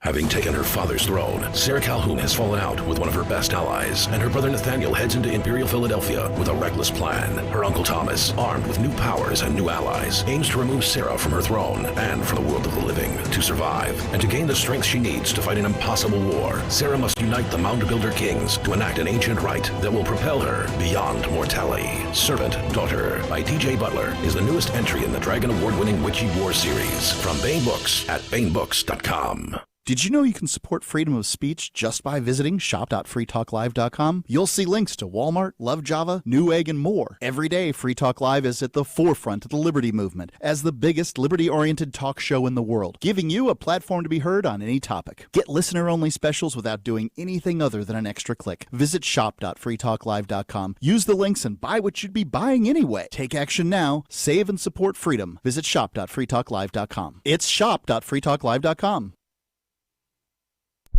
So you've signed the Shire Society Declaration and are planning your move to New Hampshire to be around more liberty-oriented people. Next, sign up for the Shire Society Forum at forum.shiresociety.com. There are a bunch of people there who are already in the Shire, and they want to meet you. If you're already in the Shire physically, you should also come by the forums. Remember, not everyone uses Facebook. New people are signing up for the Shire Society Forum every month, so drop in and say hello at forum.shiresociety.com.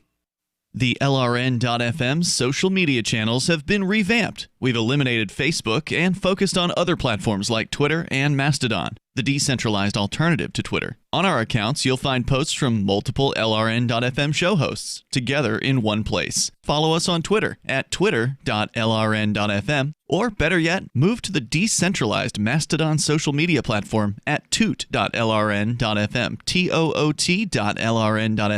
I think you'll like it. The latest episode of Questioning Authority is next after the news on the Liberty Radio Network at LRN.FM. An order for ballots in Pennsylvania. I'm Lisa Lacera, Fox News. Supreme Court Justice Samuel Alito has ordered elections officials in Pennsylvania to comply with the Secretary of State's guidance that late-arriving mail-in ballots be kept separate, though there's no evidence they're not doing that, and he has referred the matter to the full Supreme Court for the next step. They expect a result in this state perhaps in a few days because the absentee military ballots are not due until next Tuesday. And because the margin seems to be so close, the Trump campaign certainly would possibly ask for a recount. Fox's Eric Shawn in Philadelphia. In Nevada, a judge tossed a lawsuit from Republicans against the processing of ballots in that state. Republicans and a voter who filed the suit asked for a recount of all mail-in ballots. The judge said, based on Supreme Court Justice Brett Kavanaugh's writings about a case out of Wisconsin involving counting votes beyond Election Day, that he should not usurp the proper role of the state legislature, which wrote state election laws. The president's Nevada campaign co-chair, Adam Laxalt, said this hearing made clear that we are not allowed to see or hear the ballot verification process and that they illegally used a machine to verify signatures when a human being should do it. Fox's Jessica Rosenthal. Joe Biden is leading the vote tally in Georgia as ballots continue to be counted there. The state still has to go through military ballots. The focus for our office and for the county elections officials remains on making sure that every legal vote is counted and recorded accurately. Secretary of State Brad Raffensperger, who says because the difference between Biden and President Trump is so slim, there will be an automatic recount. Democratic nominee Joe Biden needs to win one more state to secure 270 electoral votes, according to the Fox News decision desk. He and running mate Senator Kamala Harris may address the nation tonight. America is listening to Fox News.